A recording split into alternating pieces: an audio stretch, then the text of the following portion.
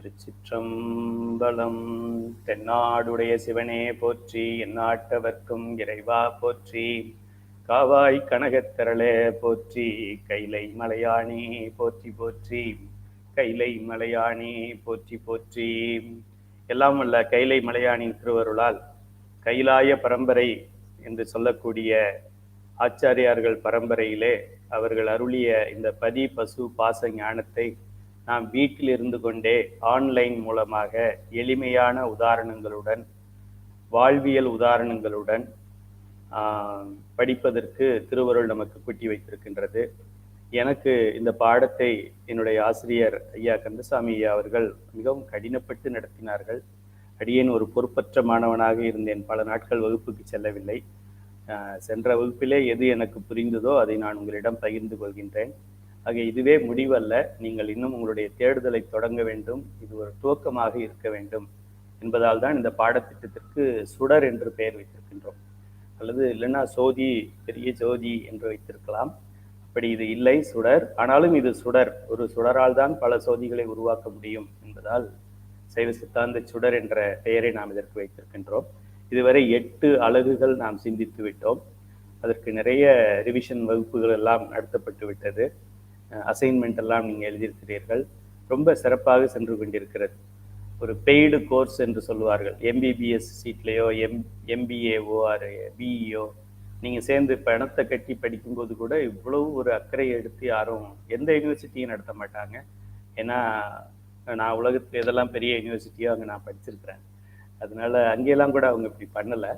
கையில் அறக்கட்டளையில் இலவசமாக ஒரு 15-20 மாணவர்களுக்கும் ஒரு பொறுப்பாசிரியர், ஒரு 3 பொறுப்பாசிரியர்களுக்கு ஒரு வழிகாட்டி ஆசிரியர் அப்படின்னு என்னவோ ஒரு பெரிய யூனிவர்சிட்டி மாதிரி இதை நடத்திக்கிட்டு இருக்கிறோம். இது ஒரு அரிய வாய்ப்பு, அனைவரும் பயன்படுத்தி கொள்ளவும். பேட்ச் 7 என்று சொல்லக்கூடிய டிசம்பர் மாதத்திலே துவங்குகின்ற பேட்சில் ஒரு 5000 பேராவது படிக்கணும். ஏன்னா இப்போ இதில் படிக்கிற ஒரு 1000 பேர் 10 பேருக்கு சொன்னாலே 10,000 ஆயிடுதுல்ல. அதனால் 5000ங்கிறது ஒரு பெரிய நம்பர் இல்லை. இப்போ படிக்கின்ற மாணவர்கள் உங்களுடைய பொறுப்பு. நீங்கள் பாஸ் ஆனாலும் ஃபெயில் ஆனாலும், நீங்கள் அதை முடித்தாலும் முடிக்காட்டியும் படித்தாலும் படிக்காட்டியும் அடுத்த கோர்ஸில் இன்னும் 10 பேரை சேர்க்கணும். நீங்கள் இதிலே முடிச்சுட்டா நல்லது, இல்லைன்னா நீங்கள் அடுத்த கோர்ஸ்லேயும் சேர்ந்து படிக்கணும். ஆக அனைவரும் பேட்ச் 7 ஒரு 5000 பேர் படிப்பதற்கு முயற்சி செய்யுமாறு கேட்டுக்கொள்கின்றேன். இப்போ நம்முடைய அலகு 9. இந்த அலகு 9 வந்து 8வது அலகோட ஒரு தொடர்ச்சி தான். 8வது அலகுல நம்ம படமாக பார்த்தோம். 9வது அலகிலே நாம் அதை செயல்முறையிலே நாம் அதை பார்க்க இருக்கின்றோம். 8வது அலகிலே நாம் பார்த்தது இறைவன், உயிர்களாகிய நாம்.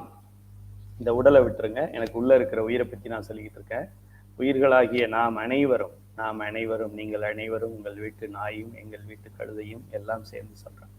அனைத்து உயிர்களும் ஆணவ மல மறைப்பினால் அறிவு விளக்கம் இல்லாமல் அறிவு மறைக்கப்பட்டு ஒரு இருளில் கிடக்கின்ற குருடனை போல கிடந்தது.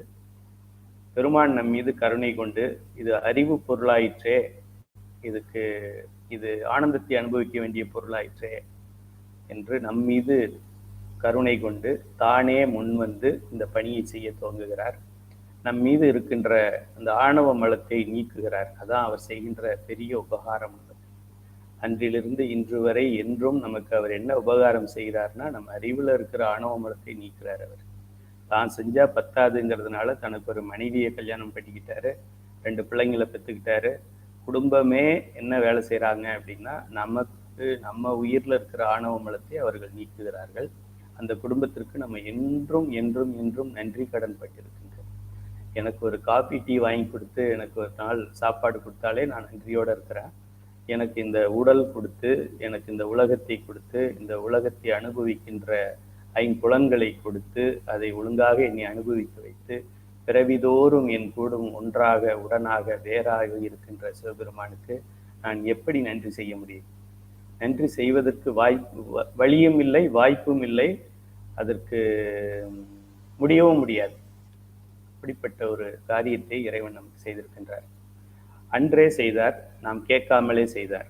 இன்று நாம் கேட்கின்றோம், இறைவா எனக்கு இது வேண்டும், அது வேண்டும், அது வேண்டும் என்று கேட்கின்றோம். இன்று நாம் திருமுறை பாடுகின்றோம், பஞ்சபுராணம் பாடுகின்றோம், கோவில்கள் கட்டுகின்றோம், உழவாரப் பணி செய்கின்றோம், திருநீர் அணிகின்றோம், ருத்ராக்கம் அணிகின்றோம், ஐந்தெழுத்து மந்திரம் சொல்லுகின்றோம். ஆக இன்று நம் மீது அவன் கருணை காட்ட மாட்டானா? லாஜிக்கே இல்லையே. அன்னைக்கே காட்டினவன் இன்னைக்கு காட்டாம இருப்பானா? இந்த அடிப்படையிலே இறைவன் நம் மீது கருணையோடு இருக்கிறான்ங்கிறத முதல்ல நம்ம தெரிந்து கொள்ள வேண்டும். இந்த பாடத்திலே நாம் பார்த்த இந்த சார்ட் போல உங்களுக்கு கொடுத்திருந்தோம். இந்த 36 தத்துவங்களும் எப்படி உயிருடன் கூட்டப்படுகிறது அப்படிங்கிறது சார்ட் வடிவத்தில் இங்கே இருக்கு. அதை கொஞ்சம் பிரித்து இப்போ உடல்கள் என்று நாம் பார்க்க போகின்றோம். இறைவன் இந்த உயிர்கள் அறிவு விளக்கம் பெற வேண்டும் என்பதற்காக தத்துவங்கள் என்று சொல்லக்கூடிய கருவிகள், தத்துவங்கள்னு நீங்கள் கூகுளில் போட்டிங்கன்னா அது பிலாசபி அப்படின்னு சொல்லும். பிலாசபியை சேர்க்கல அவர், கருவிகள், அதுக்கு பேரும் தத்துவங்கள் தான். கருவிகள்னா ஒரு அக்சசரி. இப்போ இது என்னுடைய கண்ணாடி ஒரு கருவி, இந்த ஹெட்ஃபோன் ஒரு கருவி, இந்த லேப்டாப் ஒரு கருவி, வேற எந்த கையில் மோதிரம் செயின்லாம் நான் போடுறதில்ல. அதுபோல் ஒரு சில கருவிகளை நமக்கு இந்த உயிரோடு அவர் சேர்க்கிறார். அதை நம்ம இந்த சார்ட்டில் நம்ம எப்படி பார்த்தோம் அப்படின்னா, மாயை அப்படிங்கிற ஒன்றை இறைவன் இந்த உயிரோட கூட்டுகிறார் அப்படின்னு பார்த்தோம். அந்த மாயை 3 வகைப்படும். முதல்ல 2 வகைப்படும். அது முதல்ல தெரிஞ்சுப்போம். மாயையில் ஒரு பகுதி சுத்த மாயை என்று பெயர், இன்னொரு பகுதி அசுத்த மாயை என்று பெயர். அது எப்படியா ஒரே மாயையில் சுத்தமும் இருக்கும் அசுத்தம் இருக்கும் அப்படின்னா, ஒரே நாளில் இரவும் இருக்குது பகலும் இருக்குது.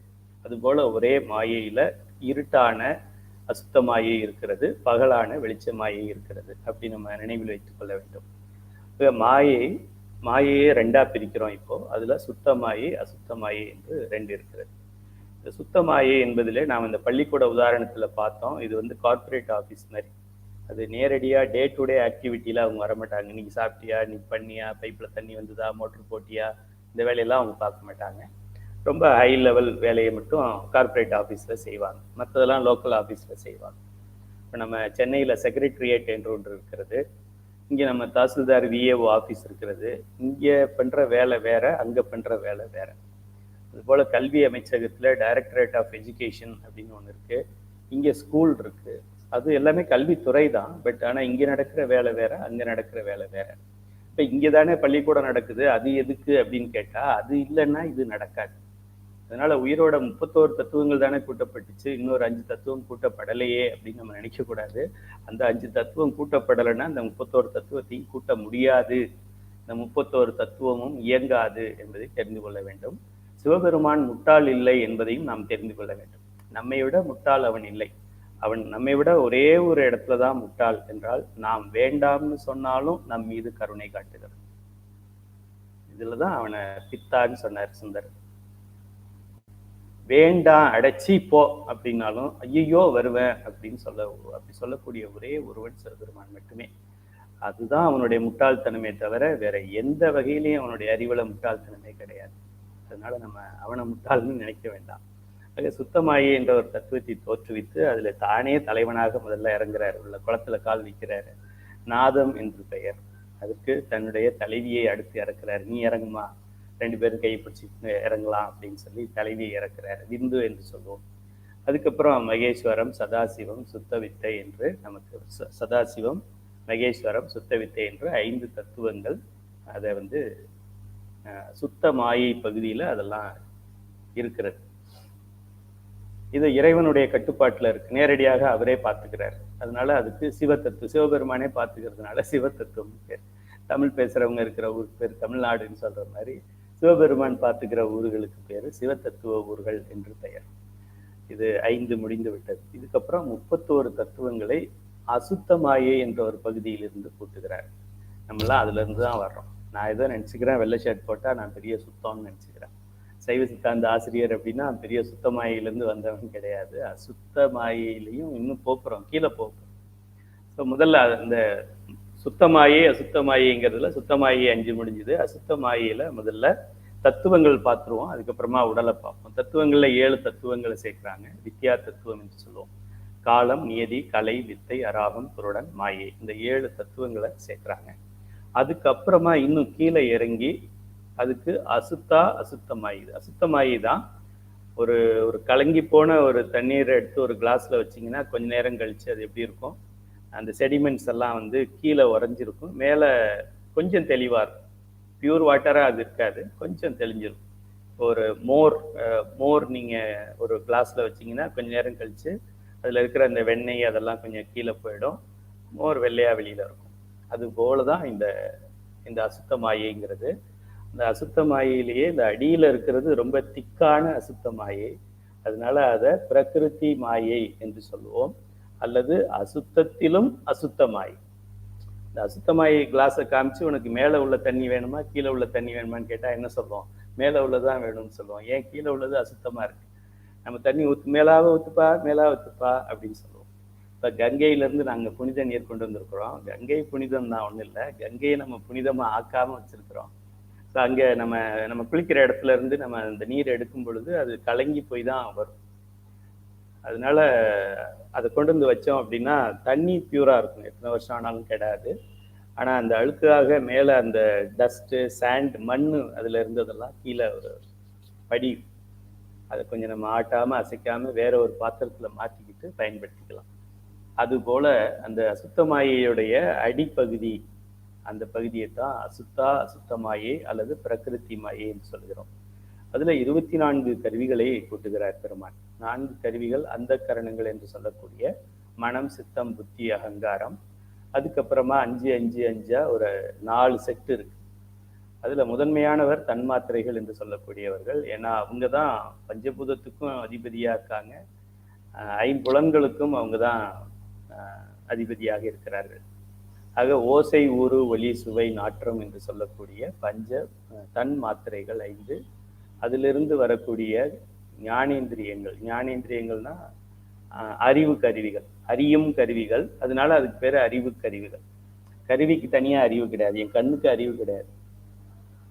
என் கண்ணுக்கு அறிவு இருந்தால் செத்த பணத்தை கண்ணை தூக்கி விட்டீங்கன்னா பார்த்துட்டு சொல்லணுமே, மகனே அப்பா அப்பா அப்பான்னு சொல்லுவேன், இப்போ ஒண்ணுமே சொல்ல மாட்டேங்கிறியே அப்படின்னு சொல்லி அவர் பேசுவாரு. உள்ள உயிர் இருந்தால் தான் இது பார்க்கும்.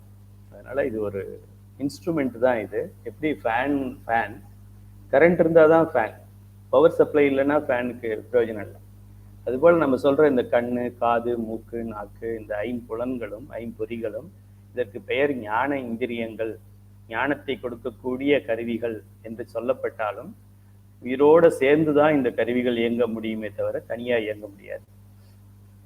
ஆகவே ஒரு கண் ஒரு பொருளை, உங்களை நான் பார்க்குறேன் அப்படின்னா என் கண்ணு மட்டும் பார்க்கல, என் கண்ணு பார்க்குது, அதோடு சேர்ந்து உயிர் பார்க்குது, அதோடு சேர்ந்து சிவபெருமான் பார்க்குறாரு. இப்போ உயிர் பார்க்கலன்னா கண்ணுக்கு தெரியாது, நான் உங்களை பார்க்குறேன்றது கண்ணுக்கு, அந்த அறிவு கண்ணுக்கு கிடையாது. இப்போ உயிர் தான் சொல்லணும். உயிருக்கு இதுதான்றது தெரியாது, உயிருக்கு இன்னொருத்தன் அறிவிக்கணும், அவன் சிவபெருமான். ஆக எந்த காரியத்தை நாம் செய்தாலும், தவறான ஒரு காரியத்தை நாம் செய்தாலும் அதிலே கண் இருக்கிறது, உயிர் இருக்கிறது, சிவபெருமான் இருக்கிறது. அவருக்கு தெரியாம நம்ம எதையோ பண்ணிட்டோம்னு நினைச்சுக்க முடியாது. லைட் ஆஃப் பண்ணிட்டா அவருக்கு தெரியாதுன்னு நினைச்சுக்க கூடாது. அதனால இறைவன் இல்லாமல், அதான் சொல்லுவாங்க, அவனன்றி ஒரு அணுவும் அசையாது சொல்லுவாங்க. அப்புறமா நம்ம நல்லது செஞ்சா மட்டும் என்ன அவனன்றி செய்ய முடியுமா, இல்லை கெட்டது செஞ்சா அவனன்றி செய்ய முடியுமா? ஆக உயிரோட ஒன்றாயும் உடனாயும் அவன் இருக்கிறதுனால தான் நம்ம அந்த உயிர் இயங்க முடியும். எப்படி உயிர் இல்லைன்னா அந்த உடல் இயங்காதோ அதுபோல இறைவன் இல்லை என்றால் உயிர் இயங்காது. இந்த கான்செப்டை நீங்க நல்லா தெரிஞ்சுக்கணும். அப்படி இந்த 24 தத்துவங்களும் தன்மாத்திரைகள் 5, ஞான இந்திரியங்கள் 5, கர்ம இந்திரியங்கள் செயல்படும் கருவிகள், அது நமக்கு செயல்படுறது கை, கால், வாய், எருவாய், கருவாய் என்ற 5 கருவிகள். இவையெல்லாம் நமக்கு உடல்ல சேர்க்கப்பட்டது. இந்த 10 கருவிகளும் வெறும் உடல் மட்டும் இருந்து இயங்க முடியாது. அதனால இறைவன் பஞ்சபூதங்களால் ஆன உலகத்தை படைக்கிறார். அந்த உலகத்திற்கு ஆகாயம், காற்று, நெருப்பு, நீர், நிலம் என்ற 5 பூதங்கள் இருக்கிறது. இப்படித்தான் இந்த 31 தத்துவங்களும் அமைய பெற்றிருக்கிறது.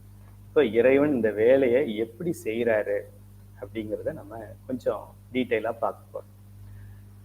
சைவ சித்தாந்த சுடர் பாட வரிசையில் 9வது அழகாக நமச்சிவாய என்ற மந்திர சொல்லில் உள்ள ம என்ற எழுத்தின் பொருள் பற்றி சிந்திக்கின்றோம். மாவை பற்றி தான் படிச்சுக்கிட்டே இருக்கிறோம்.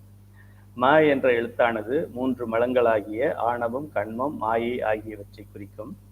உயிருக்கு உடலானது 5 அடுக்குகளாக அமைக்கப்பட்டுள்ளது பற்றி சிந்திப்போம். இதிலே ஒரு கேள்விக்கு பதில் இதில் இருக்கிறது.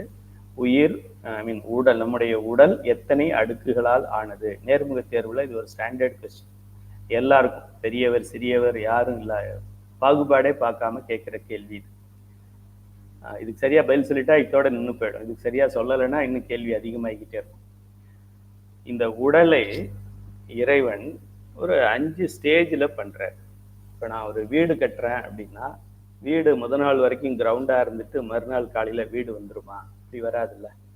ஒரு வீடுனா ஃபர்ஸ்ட் ப்ரிப்பரேஷன் இருக்கு, பிளானிங், அப்ரூவல் அதெல்லாம் இருக்கு, வாஸ்து அதெல்லாம் இருக்கு, படம் போடுறது இருக்கு, கான்ட்ராக்டர் ஃபிக்ஸ் பண்றது இருக்கு, எல்லாமே ப்ரிப்பரேஷன் இருக்கு.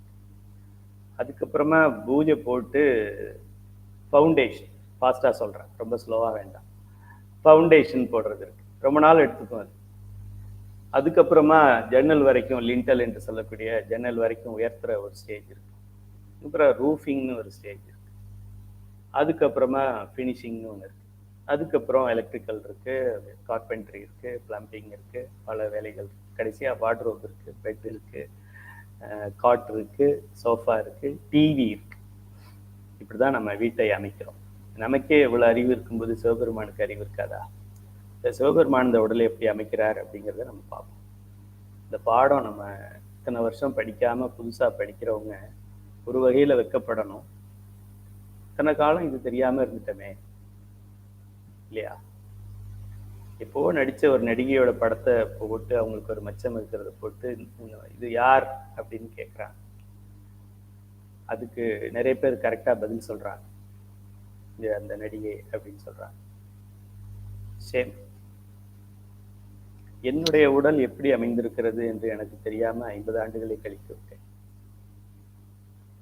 அப்படின்னு வருத்தப்படணும், வெட்கப்படணும். அது பட்ட பிறகு கொஞ்சம் சந்தோஷப்படணும். இன்னும் மாத்தி மாத்தி சொல்றீங்க, சந்தோஷம் எதுக்கு படணும்? இப்பவாவது தெரிஞ்சமே அப்படிங்கிறதுக்கு சந்தோஷப்படணும். ஏன் 800 கோடியில 799 கோடிக்கு இது தெரியாது, இன்னும் தெரியாது, அடுத்த வருஷமும் தெரியாது. அப்ப நிச்சயமா நம்ம சந்தோஷப்பட்டுக்கணும். ஓ பரவாயில்ல, பரவாயில்ல, மோசம்தான், ஆனாலும் ரொம்ப மோசம் இல்லை, நம்மளோட மோசம் நிறைய இருக்கு அப்படின்னு கொஞ்சம் சந்தோஷப்பட்டுக்கலாம். ஆக முதலிலே நாம் வெட்கப்பட வேண்டும். இந்த பாடத்தை இவ்வளவு நாள் படிக்காம இருந்துட்டோமேன்னு. அதோட விளைவு என்னவாக இருக்க வேண்டும்? மற்றவர்களுக்கெல்லாம் ஓடி ஓடி சொல்ல வேண்டும், இங்க வாங்க, இங்க வாங்க, இங்க வாங்க. 5 நிமிஷம் போதும் இந்த 5 அடுக்கு உடலை சொல்லிட்டு போறதுக்கு. பாப்பாத்தியமா மாடு வந்துச்சு, கட்டினா கட்டு, கட்டலைன்னா போ, இங்க வா, 5 அடுக்கு உடல் இருக்கு, காரண உடல், கஞ்சிக உடல், குண உடல், சூக்கும உடல், தூள உடல். இதுக்கு மேல ஏதாவது தெரியும்? பஸ் ஸ்டாப்பிங் வந்துருச்சு, நான் போறேன், பை பை. அதுக்கு மேல வேணும்னா கையில அறக்கட்டளையில போய் கேட்டுக்க. இது எவ்வளவு நேரம் ஆகும் சொல்றது? கையில அறக்கட்டளையில இலவசமா கேட்டுக்க. நீ இலவசமா கேட்டது பத்தாதுன்னு அவங்க சர்டிபிகேட் தருவாங்க, மாலை போடுவாங்க, பேட்ச் கொடுப்பாங்க, தங்க காசு கொடுப்பாங்க. இது சொல்றதுக்கு எவ்வளவு நேரம் ஆகும்? நம்ம பிள்ளைங்களுக்கு என்ன சொத்து சேர்க்க? இங்க வாப்பா, உனக்கு கமலஹாசனை பத்தி தெரியுதோ இல்லையோ, அஜித் பத்தி தெரியுதோ இல்லையோ, இதை தெரிஞ்சுக்க அப்படின்னு அப்படியே விளையாண்டுக்கிட்டு இருக்கும்போதே இந்த கதையை நம்ம சொல்லி கொடுத்துடலாம். நீங்க இன்று விதைக்கின்ற விதை நிச்சயமாக முளைக்கும், பெரிய ஆலமரமாக வரும். எங்க அம்மா சொல்லி கொடுத்தாங்க, எங்க அம்மா சொல்லுவாங்க, அப்போ ஏதோ 5 அடுக்கு 5 அடுக்கும்பாங்க. எனக்கு என்னவோ 5 அடுக்குன்னா டிஃபன் பாக்ஸ் தான் ஞாபகம் வரும். ஆனா அவங்க என்னவோ சைவ சித்தாந்தத்துல 5 அடுக்குன்னு சொல்லுவாங்கன்னு சொல்லி இந்த குழந்தை 40-50 ஆண்டுகளுக்கு பின்னாடி கூட சொல்லும். ஆகையால் நீங்கள் உங்கள் குழந்தைகளுக்கு, பேரன் பேத்திகளுக்கு ஏதாவது சொத்து சேர்த்து வைக்க வேண்டும் என்றால் இந்த புத்தகத்தை படிக்க சொல்லி நீங்க படிச்சு அவங்களுக்கு சொல்லி கொடுங்க. இறைவன் எப்படி எப்படிலாம் பண்றாருன்னு பார்ப்போம். இப்போ ஒரு வீடு கட்டினா எப்படி பண்றோமோ அது போல உயிர்களுக்கு 5 அடுக்குகளாக பண்றாருங்கிறது முதல், அதை அண்டர்லைன் பண்ணிக்கங்க. ஆணவ மலத்தில் சிக்கிக்கொண்டு அறிவு மறைக்கப்பட்டு கிடந்த உயிர்களை பிறவிகளுக்கு கொண்டு வந்து, பிறவி நல்லா தெரிஞ்சுக்கங்க, பிறவிகள் தொடர்ந்து வர வேண்டும், அப்பதான் அந்த எக்ஸ்பீரியன்ஸ் வரும். ஒரே பிறவியில எல்லாருமே அடைஞ்சிட முடியாது, அது எல்லாருமே விஞ்ஞானகளரா இருக்க முடியாது.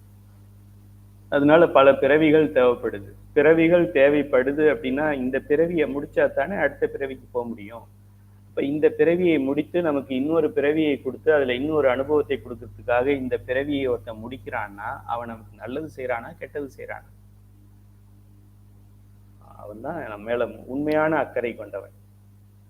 மற்றவங்கெல்லாம் நம்ம கிட்ட இருக்கிற சொத்துல அக்கறை கொண்டவர்கள், நம்ம அழகுல அக்கறை கொண்டவர்கள். அது 2ல தான் அதிகமான பேர் அக்கறை கொண்டவர்கள் இருப்பாங்க. சிவபெருமானுக்கு உங்க சொத்தும் வேண்டாம், உங்க அழகும் வேண்டாம். அவனுடைய அக்கறை எல்லாம் அறிவு பொருள் அறிவற்று கிடக்கிறதே அப்படிங்கிறது தான். ஆக இறைவன் என்ன பண்றாரு, பிறவிகளுக்கு கொண்டு வரும் பொழுது ஒரு பிறவியை முடிச்சா தானே அடுத்த பிறவி கொடுக்க முடியும். அவனை போய் அழிக்கிற கடவுள், அழிக்கிற கடவுள், அழிக்கிற கடவுள், அழிக்கிற கடவுள், நாசமா போக, நாசமா போக. அவன் அழிக்கலைன்னா திரும்ப பிறக்க முடியாது. அவனாலதான் அழிக்க முடியும், அவனாலதான் பிறவியை கொடுக்க முடியும், அவனாலதான் அந்த பிறவியை நிறுத்தவும் முடியும். ஏன்னா அவன் தான் தன்வயத்தன், அவன் தான் முழு முதற் கடவுள். மற்றவங்க எல்லாம் நடுவுல பிறக்கிற கடவுள், பிறந்து இறந்த கடவுள்கள், எல்லா கடவுளும். அவங்க கடவுள்னு சொல்லக்கூடாது, தெய்வம்னு சொல்லணும். சிவபெருமானம் மட்டும்தான் கடவுள்னு சொல்ல வேண்டும். மறைக்கப்பட்டு கிடந்த, அறிவு மறைக்கப்பட்டு கிடந்த உயிர்களை பிறவிகளுக்கு கொண்டு வந்து அவை அறிவு விளக்கம் பெற்று உயிர்கள் முக்தி நிலையை அடைய சிவபெருமான் உதவுவது அவரின் பெரும் கருணை. சைவ சித்தாந்தம் என்றால் என்ன அப்படின்னு ஒரு கேள்வி உங்களுக்கு கேட்டா இந்த பேராகிராஃப் மட்டும் நீங்க எழுதுனா போதும். இது தவிர வேற எதுவும் சைவ சித்தாந்தம் கிடையாது. தவிர வேற ஏதாவது பெரிய புக்கு காமிச்சு மிரட்டினாங்கன்னா அவங்க பெரிய ஆளுன்னு காமிச்சுக்கிறாங்கன்னு அர்த்தம். ஆணவமலத்தில் சிக்கிக்கொண்டு அறிவு மறைக்கப்பட்டு கிடந்த உயிர்களை பிறவிகளுக்கு கொண்டு வந்து அவை அறிவு விளக்கம் பெற்று அங்கே இருவினை ஒப்பு மல பரிபாகம் சத்தி நிபாதம் நடைபெற்று உயிர்கள் முக்தி நிலையை அடைய சிவபெருமான் தானே உதவுவது அவரின் கருணை. இதை விட சைவ சித்தாந்தத்துக்கு நல்ல டெஃபினேஷன் வேற எங்கேயாவது இருக்குமான்னு எனக்கு சந்தேகமா இருக்கு. நான் எழுதுனதுனால சொல்லலை, அருமையா இருக்கு. அதனால நீங்க 10 தடவை படிச்சு மற்றவங்கள்ட்ட சொல்லிக்கிட்டு இங்க ஒரே ஒரு நிமிஷம் வந்துட்டு போங்க, ஒரு செகண்ட் இருங்க, நான் சொல்லிடுறேன். ஆணவ மலத்தில் சிக்கி கொண்டு அறிவு மறைக்கப்பட்டு கிடந்த உயிர்களை பிறவிகளுக்கு கொண்டு வந்து அவை அறிவு விளக்கம் பெற்ற உயிர்கள் முக்தி நிலையை அடைய சிவபெருமான் உதவுவது அவரின் பெருங்கருணை. Okay, bye, see you, next time பேசிக்கலாம். சொன்னாலே பெரிய விஷயம். சைவ சித்தாந்தம்னா நீங்க ஏதோ திருநீர் அணிஞ்சுக்கிட்டு 7-8 உருத்திராக்கம் போட்டுக்கிட்டு ஆண்களா இருந்தா மேல விட ஷர்ட் இல்லாம உட்காந்து கிளாஸ் எடுத்தாதான் சைவ சித்தாந்தம் கிடையாது. இதை மட்டும் ஒரு சின்ன ஒரு உங்க ஸ்டேட்டஸ்ல வச்சா கூட போதும். எல்லாரும் உங்க ஸ்டேட்டஸ்ல இந்த பேராகிராஃப் வைங்க. உங்களுக்கு நிறைய பேர் கான்டாக்ட் பண்ணி உங்களை வணங்க ஆரம்பிச்சிருவாங்க. இது தெரியாம 799 கோடி உயிர்கள் மனிதர்கள் வாழ்ந்துகிட்டு இருக்கு. உயிர்கள்னு சொல்லக்கூடாது. ஓட்டு போடுற மனிதர்கள் 799 crore பீப்புளுக்கு இது தெரியாது. உயிர்களுக்கு எப்படி உடலை சேர்த்து நம்மை உருவாக்கினார் என்பதை, அந்த ரகசியத்தை நம்ம தெரிஞ்சுக்க போறோம். அவன் ஒரு சிற்பியம் சிவபெருமான். ஒரு சிறிய உதாரணம், இந்த புத்தகமே உதாரண புத்தகம் தான். இன்னும் கதையே ஆரம்பிக்கல, அதுக்குள்ளேயும் உதாரணத்துல ஆரம்பிக்குது. ஒரு சிறிய உதாரணம் மூலம் தெரிந்து கொள்வோம்.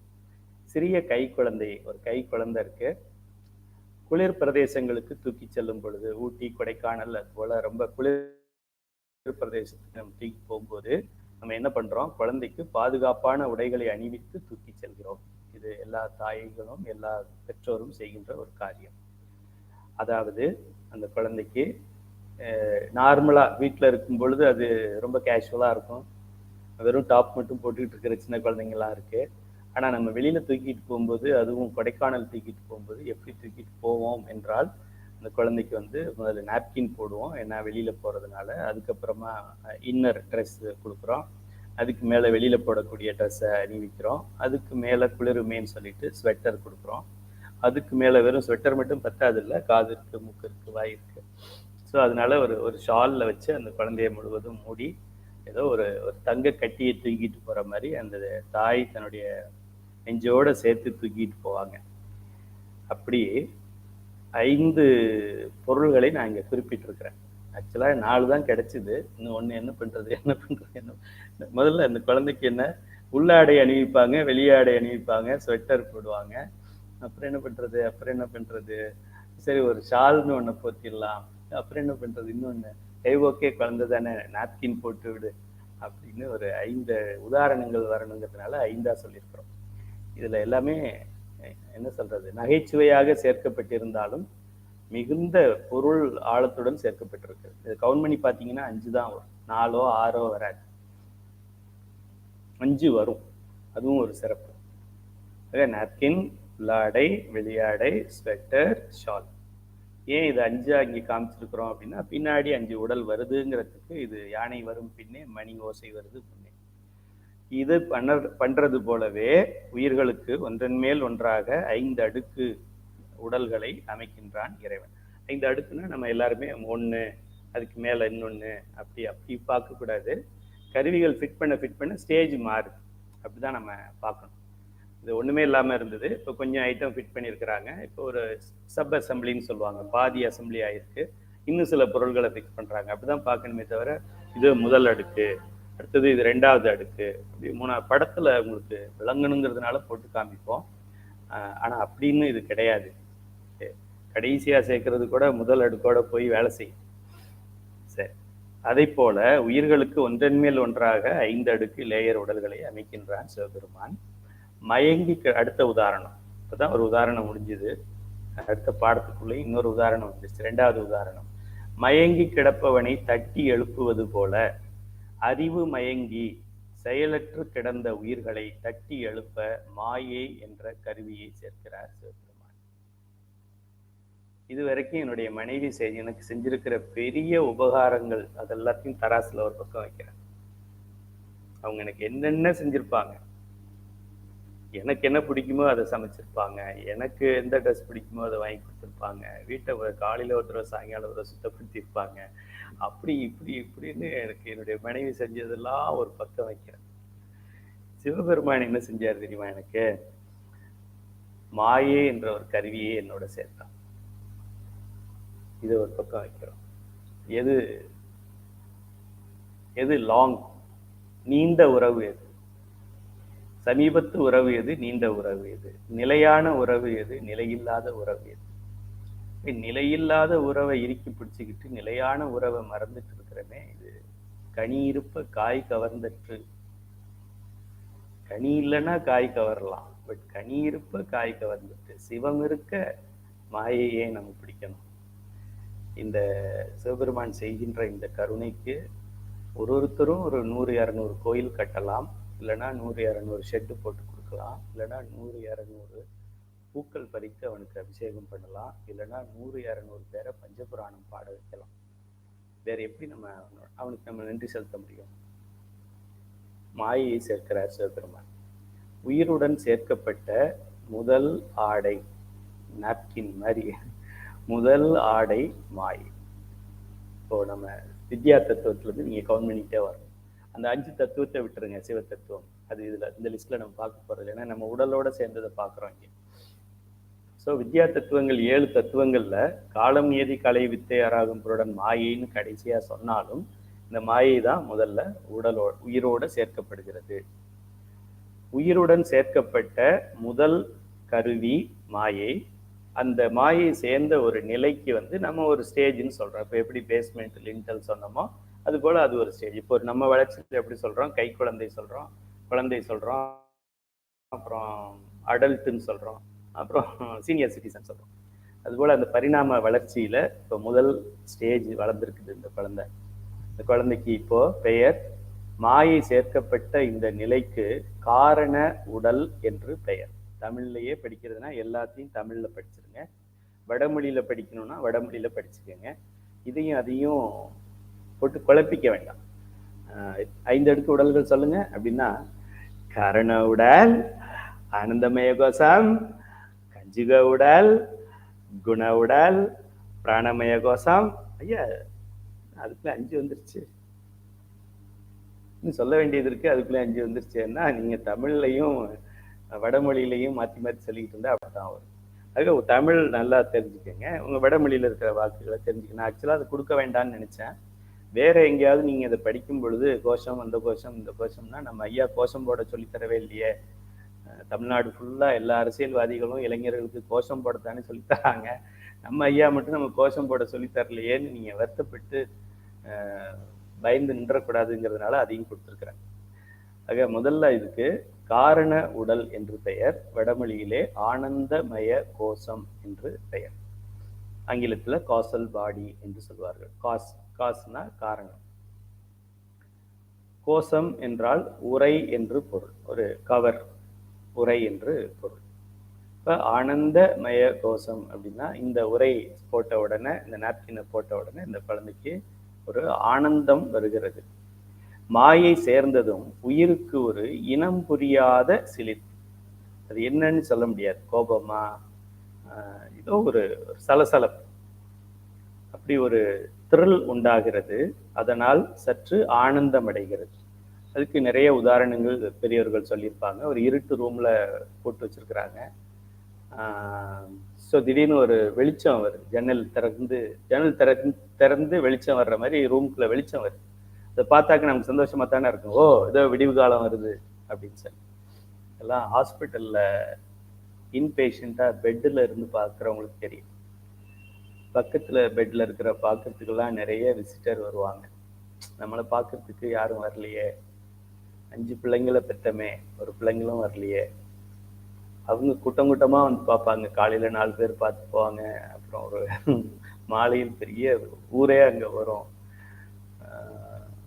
நமக்கு யாரும் வரலையே அப்படின்னு ஒரு ஏக்கம் பெட்ல இருக்கிறவங்களுக்கு வரும்.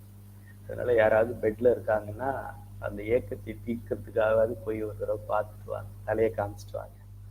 ஆக எப்படி யாராவது நம்மளை பார்க்க வந்துட்டாக்க அந்த அந்த ஆன்மா ரொம்ப சந்தோஷப்படும். பரவாயில்ல, எனக்கும் ஆள் இருக்கு அப்படின்னு ஒரு த்ரில் வரும், சந்தோஷம் வரும். அது போல இந்த உயிருக்கு மாயை சேர்த்த உடனே அப்படின்னு ஒரு சந்தோஷம் வரும், சிலிர்ப்பு வருகிறது. எனவே அந்த ஆனந்தம், அந்த ஸ்டேஜில் அந்த ஆன்மா கொஞ்சம் ஆனந்தம் அடைகிறதுனால அதுக்கு ஆனந்தமய கோஷம்னு வடமொழியில பேர் வச்சிருக்காங்க. இப்போ ஒரு உடல் ஆயிடுச்சு, ஒரு ஸ்டேஜ், ஒரு கருவியை ஃபிட் பண்ணியிருக்காரு, ஒரு உடல். இப்போ எல்லாரும் புது மாணவர்கள் எழுதிக்கங்க. மொத்தம் இப்போ கருவிகள் அப்படின்னு ஒரு ஹெட்டிங் போட்டுக்கோங்க, உடல் அப்படின்னு போட்டுக்கோங்க. இப்போ கருவிகளில் 1 அப்படின்னு நம்பரில் போட்டுக்கோங்க, பக்கத்தில் மாயின்னு எழுதிக்கங்க.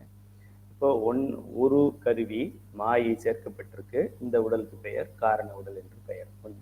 அண்டர்லைன் பண்ணிருக்கு. இப்போ அடுத்த ஸ்டேஜுக்கு போகிறோம். அடுத்த ஸ்டேஜில் 2வது அடுக்காக இந்த காரண உடல்னு ஏன் ஆனந்தமயம்னு ஏன் வச்சாங்க? ஆனந்தம் வர்றதுனால ஆனந்தமயம்னு வச்சாங்க. காரண உடல் அப்படின்னு ஏன் வைக்கிறாங்க அப்படின்னாக்க, காரணம் அப்படின்னா காசு. பின்னால வரக்கூடிய, இதுக்கப்புறம் இன்னும் 4 உடல்கள் வரப்போகுது. அஸ்திவாரம் எவ்வளோ ஸ்ட்ராங்கா இருக்கோ அதை பொறுத்து தான் மேலே பில்டிங் ஸ்ட்ராங்கா இருக்கும். அதுபோல இந்த காரண உடல் பின்னாடி வரக்கூடிய எல்லா உடல்களையும் தாங்கி நிற்கக்கூடிய உடலாக இருப்பதால் இதற்கு தமிழிலே காரண உடல் என்று சொல்லுகின்றோம். இப்போ 2வது அடுக்கு போயிட்டோம். இப்போ முதல் அடுக்குன்னு சொன்னா எப்போ எங்கே கேட்டாலும் சொல்லணும். நான் எல்லா மேடையிலையும் நான் அதை சொல்லிட்டு வர்றேன். என்னை அவமானப்படுத்திடாதீங்க, என் காலை வாரிடாதீங்க. நான் எல்லாத்தையும் என்ன சொல்றேன், 2 வருஷம் 3 வருஷம் சித்தாந்தம் படிச்சிருப்பாங்க. 36 தத்துவத்தையும் 5 அடுக்கு உடல்களையும் டேலி பண்ணி காமிக்க முடியாது. கைலை அறக்கட்டளையில சைவ சித்தாந்த சுடர் படிச்ச எந்த ஒரு மாணவன் மாணவியாக இருந்தாலும் 31 தத்துவங்களையும் 5 அடுக்கு உடல்களையும் டேலி பண்ணி கணக்கு போட்டு காமின்னு சொன்னா டக் டக் டக் டக் டக்னு பண்ணுவாங்க அப்படின்னு நான் எல்லா இடத்துலையும் சொல்லிக்கிட்டு இருக்கேன். உங்க மேல இருக்கிற ஒரு நம்பிக்கையிலையும் நான் கஷ்டப்பட்டு இதை நடத்துற ஒரு முயற்சியிலையும் சொல்றேன். அதனால தயவு செய்து இந்த கலையை நீங்க பயின்று கொள்ளுங்கள். இது உங்களுக்கு தெரியும்னு தெரிஞ்சுட்டா உங்ககிட்ட சைவ சித்தாந்தத்தை பத்தி யாரும் பேச மாட்டாங்க. உங்ககிட்ட பாடம் கேட்க ஆரம்பிச்சிருவாங்க. அதை பத்தி கொஞ்சம் சொல்லுங்க, இதை பத்தி கொஞ்சம் சொல்லுங்க அப்படின்னு. யாராவது உங்களுக்கு சைவ சித்தாந்தம் எல்லாம் தெரியுமா? நான் சைவ சித்தாந்த வெள்ளி வாங்கியிருக்கிறேன், 2 வருஷம் படிச்சிருக்கிறேன் அப்படின்னு உங்கள்கிட்ட பேச ஆரம்பிக்கிறவங்ககிட்ட நீங்க இந்த 31 தத்துவங்களும் 5 அடுக்கு உடல்களும், முதல்ல ஒரு தத்துவம் கூடுது, காரண உடல்னு பேரு. அதுக்கப்புறமா 5 தத்துவங்கள் கூடுது, அதுக்கு கஞ்சிக உடல் என்று பெயர். எங்களுக்கு சொல்லியே தரலையே அப்படிம்பாங்க. இன்னும் அடுத்த அழகு சொல்ல போறோம். அடுத்த அழகு சைவ சித்தாந்த சிலபஸ்லேயே கிடையாது. அடுத்த 3 அழகு எந்த ஆதீனத்திலையும் அது நடத்துறது இல்லை. இந்த கைலை அறக்கட்டளை ஆதீனத்துல தான் நடத்துறாங்க, கைலை ஆதீனத்துல தான் நடத்துறாங்க. இங்க பார்ப்போம், போக பார்க்கலாம். ஆக இதை நீங்க நல்லா தெரிஞ்சுக்கிட்டீங்கன்னா, இதுதான் ரொம்ப ரொம்ப ரொம்ப கஷ்டமான நானே என்னுடைய ஆசிரியர்கிட்ட ஃபோன் பண்ணி கேட்பேன், மற்றவங்கள்ட்ட கேட்பேன், என்னுடைய நண்பர்கள்ட்ட, ஐயா என்ன நடத்திக்கிட்டு இருக்காங்க? அதான் அந்த அராகம் புருடம் அதே தான் நடத்திக்கிட்டு இருக்காரு. அப்படியா, ஓகே, நான் பாம்பே போக வேண்டியது இருக்கு, போயிட்டு வந்துடுறேன், அடுத்த மாசம் வர்றேன் கிளாஸுக்கு அப்படின்னு போயிடுவேன். இதுக்கு பயந்து நான் கைலை அறக்கட்டளையில சைவ சித்தாந்த சுடர் பாடத்துல மட்டும்தான் இது பயப்பட வேண்டிய சப்ஜெக்டே இல்லையே. 1ஆம் வகுப்பு படிக்கின்ற ஒரு குழந்தை இவ்வளவுதானா கேள்வி இதுல அப்படின்னு கேட்டுச்சு. எனக்கு இவ்வளவுதான் கேள்வியா? பாட்டி சொன்னாங்க டஃப்பா இருக்கும்னாங்க. எனக்கு ரொம்ப வெக்கமா போயிடுச்சு. ரொம்ப எளிமைப்படுத்திட்டோமோ அப்படின்னு தோணுச்சு. அப்படி எளிமைப்படுத்தி இருக்குது. இதை நீங்க இறுக்கி பிடிச்சுக்கிட்டீங்கன்னா இங்கே இல்லை, நீங்க அமெரிக்காவில் சைவ சித்தாந்த பேராசிரியர்கிட்ட உட்கார்ந்து பேப்பரை எடுத்து வச்சு 1 காரண உடல், அதுக்கப்புறம் +5 கஞ்சிக உடல், அதுக்கப்புறம் +1 குண உடல், அதுக்கப்புறம் +8 புரியட்ட காயம் சுக்கும உடல், அதுக்கு பின்னாடி 15 தூள உடல், இது எழுதி ஐயா இது என்னன்னு கேளுங்க. நீங்க எங்க படிச்சீங்கன்னு கேட்பாங்க. கையில அறக்கட்டளையில வீட்டுல உட்கார்ந்துக்கிட்டே இலவசமா படிச்சீங்க சார். இரண்டாவது அடுக்காக காரண உடலின் மேல் வித்யா தத்துவங்கள் 7, ஒரு தத்துவத்தை சேர்த்தாச்சு, 6 தத்துவம் இருக்கு. அந்த 6ல் 5 தான் எடுத்து சேர்க்கிறாங்க. இப்போ காரண உடலின் மேல் காலம், நியதி, கலை, வித்தை, அராகம் ஆகிய 5 சேர்ந்து சேர்க்கப்படுகிறது. இந்த 5 ஒரு சட்டை போல சேர்க்கப்பட்டிருக்கிறதுனால பஞ்ச கஞ்சுகம் என்று பெயர். பஞ்ச என்றால் 5, பஞ்ச புராணம் சொல்றாங்கல்ல, அது போல 5 சட்டைகள் சேர்க்கப்பட்டிருக்கிறதுனால இந்த உடலுக்கு பஞ்ச கஞ்சுகம் என்று பெயர். இதை கஞ்சுகம் நிலைங்கிறதுனால கஞ்சுக உடல் அப்படின்னு தமிழ்ல சொல்றோம். வடமொழியில இதை விஞ்ஞானமய கோஷம் என்று சொல்லுகின்றோம். ஏன்? வித்யா தத்துவங்கள் கூட்டப்பட்டிருக்கிறதுனால விஞ்ஞானமய கோஷம் நம்ம சொல்றோம். கஞ்சுகம் என்றால் சட்டை. 5 கஞ்சுகம் சேர்க்கப்பட்டிருக்கிறது. இப்போ 2வது அடுக்குக்கு வந்துட்டோம். நீங்க என்ன பண்ணணும், கருவிகள் அப்படிங்கிறதுல 5 இப்போ சேருது, 5 போட்டுக்கோங்க. கருவிகள் என்னென்னு எழுதிக்கங்க. காலம், நியதி, கலை, வித்தை, அராகம் சேர்ந்திருக்கு. இந்த நிலையில இந்த உடலுக்கு பெயர் வந்து கஞ்சுக உடல்னு பெயர். இப்போ மொத்தம் 7 வித்யா தத்துவங்கள்ல 6 சேர்ந்துருச்சு, 1 + 5. இப்போ ஒருத்தர் மட்டும் தனியா இருப்பார், அவருக்கு பேரு புருடன் என்று பெயர். அது தனி கருவி கிடையாது. இந்த 6 எங்கே இருக்குதோ அங்கே புருடன்னு பெயர். இப்போ எப்படி 1 சேர்ந்தா காரண உடல்னு நம்ம பேர் வச்சுக்கிறோமோ, அது போல இந்த 6ம் சேர்ந்தால் அதுக்கு புருடன் என்று பெயர். அதனால நீங்க கருவிகளை இங்க எழுதும் பொழுது 5 கருவி அப்படின்னு எழுதி 5ஐயும் தனியா எழுதிக்கிட்டு + புருடன் அப்படின்னு +1 புருடன் தனியா எழுதிக்க. அது தனி கருவி கிடையாது, அது ஒரு நிலையுடைய பெயர். ஸோ இப்போ என்ன இருக்கு, இப்போ மொத்தம் எல்லா வித்யா தத்துவங்களும் முடிஞ்சு போச்சு. 7மே முடிஞ்சு போச்சு. 1 + 5 + 1, 7 வித்யா தத்துவங்கள் முடிந்து விட்டது. இந்த உடல் சேர்ந்ததும் ஆன்மாவிற்கு ஞான சக்தி, இச்சா சக்தி, கிரியா சக்தி ஆகிய 3 சக்திகள் வெளிப்படுகின்றது. சக்திகள் வந்தது, தோன்றியது கிடையாது. தோன்றியதுன்னு சொன்னா உடனே நம்ம யாருப்பா அவரு சர்க்காரியவாதம் வந்து தலையில கொட்டிடுவார். எப்படிப்பா தோன்றும்? இல்லது தோன்றாது சொல்ற. ஆமா ஆமா, இல்லது தோன்றாது. இப்போ ஏற்கனவே இருந்தது, இப்போ வெளிப்படுது. எனக்கு ஒரு உதாரணத்துக்கு சொல்றேன். எனக்கு கோல்டு மெடல் வாங்குறேன், அது பண்றேன், இவ்வளவு திறமைகள் இருக்கு, அப்படி பண்றேன்னா இது ஏற்கனவே இருந்தது, இப்ப வெளிப்படுது. இது முந்தைய பிறவிகளிலோ இல்லை என்னுடைய இளம் வயதிலேயோ நான் இவ்வளோ ஒரு ஆர்வம் உள்ளவனாக நான் இல்லை என்றால் இந்த பணியை என்னால் செய்ய முடியாது. அப்போ அந்த விதைக்குள்ள அது ஒரு ஆலமரமா இருக்கு அப்படின்னா அது ஒரு விதைக்குள்ளதான் இருந்தது. இப்ப நம்ம கையில வச்சிருக்கிற விதைக்குள்ள ஆலமரம் இருக்கு, நம்ம கண்ணுக்கு இப்ப தெரியறது இல்லை. ஆக இப்படி இருந்தது, இப்ப இதுல எங்க இருக்கு ஆலமரம் அப்படின்னு கேட்டா இதுல இருக்கிற ஆலமரம். கொஞ்சம் வெயிட் பண்ணு, ஒரு 25 வருஷம் வெயிட் பண்ணி பார்க்கலாம். ஆக அந்த விதைக்குள்ள சூக்குமமாக நமக்கு ஆலமரமாக தெரியாமல் விதையாக இருக்கிறது. அது பக்குவம் வரும் பொழுது ஆலமரமாக நமக்கு தெரிகிறது.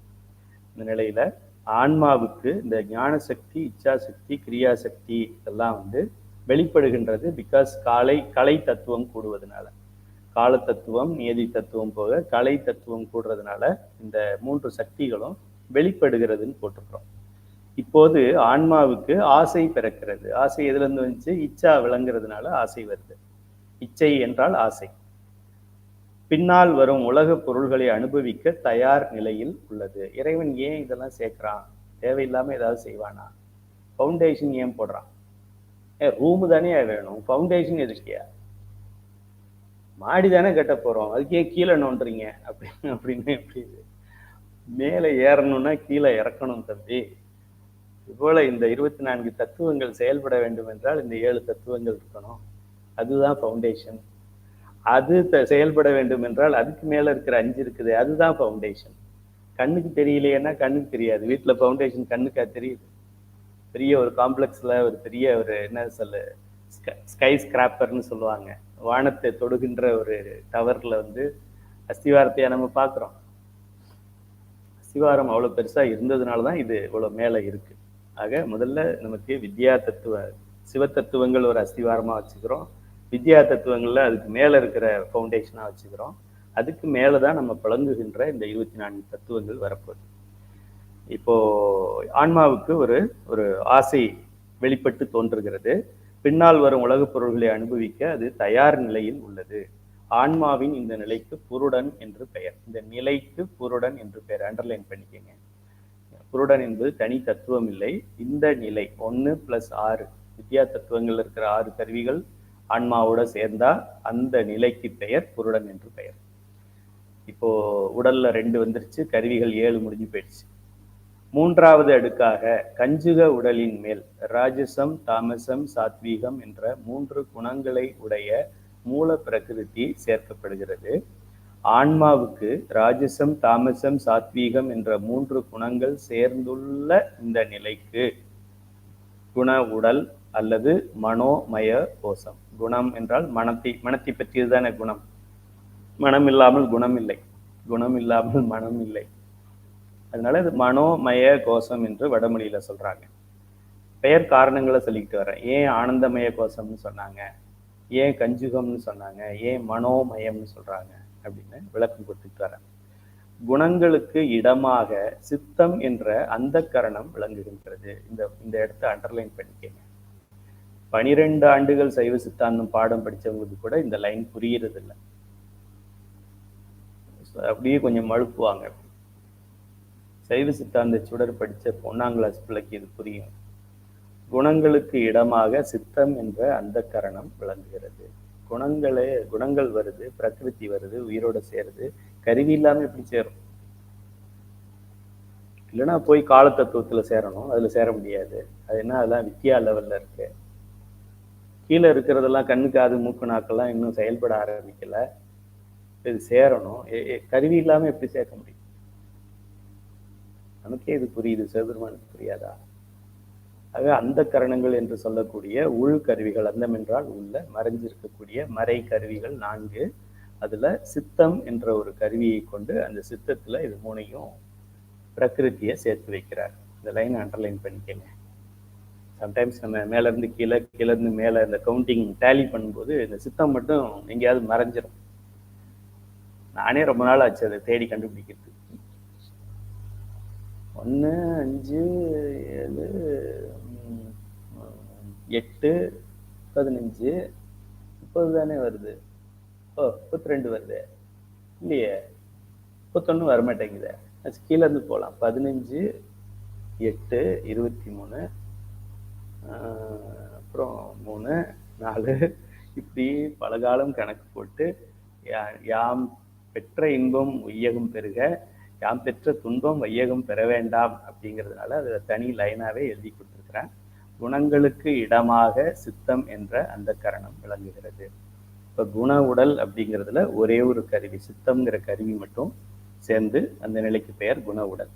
4வது அடுக்காக ஏற்கனவே உள்ள குண உடலின் மேல் புரி அட்ட காயம் சேர்க்கப்படுகிறது. 3 லெவல் முடிச்சிட்டோம். இப்போ 4வது லெவலுக்கு போறோம்.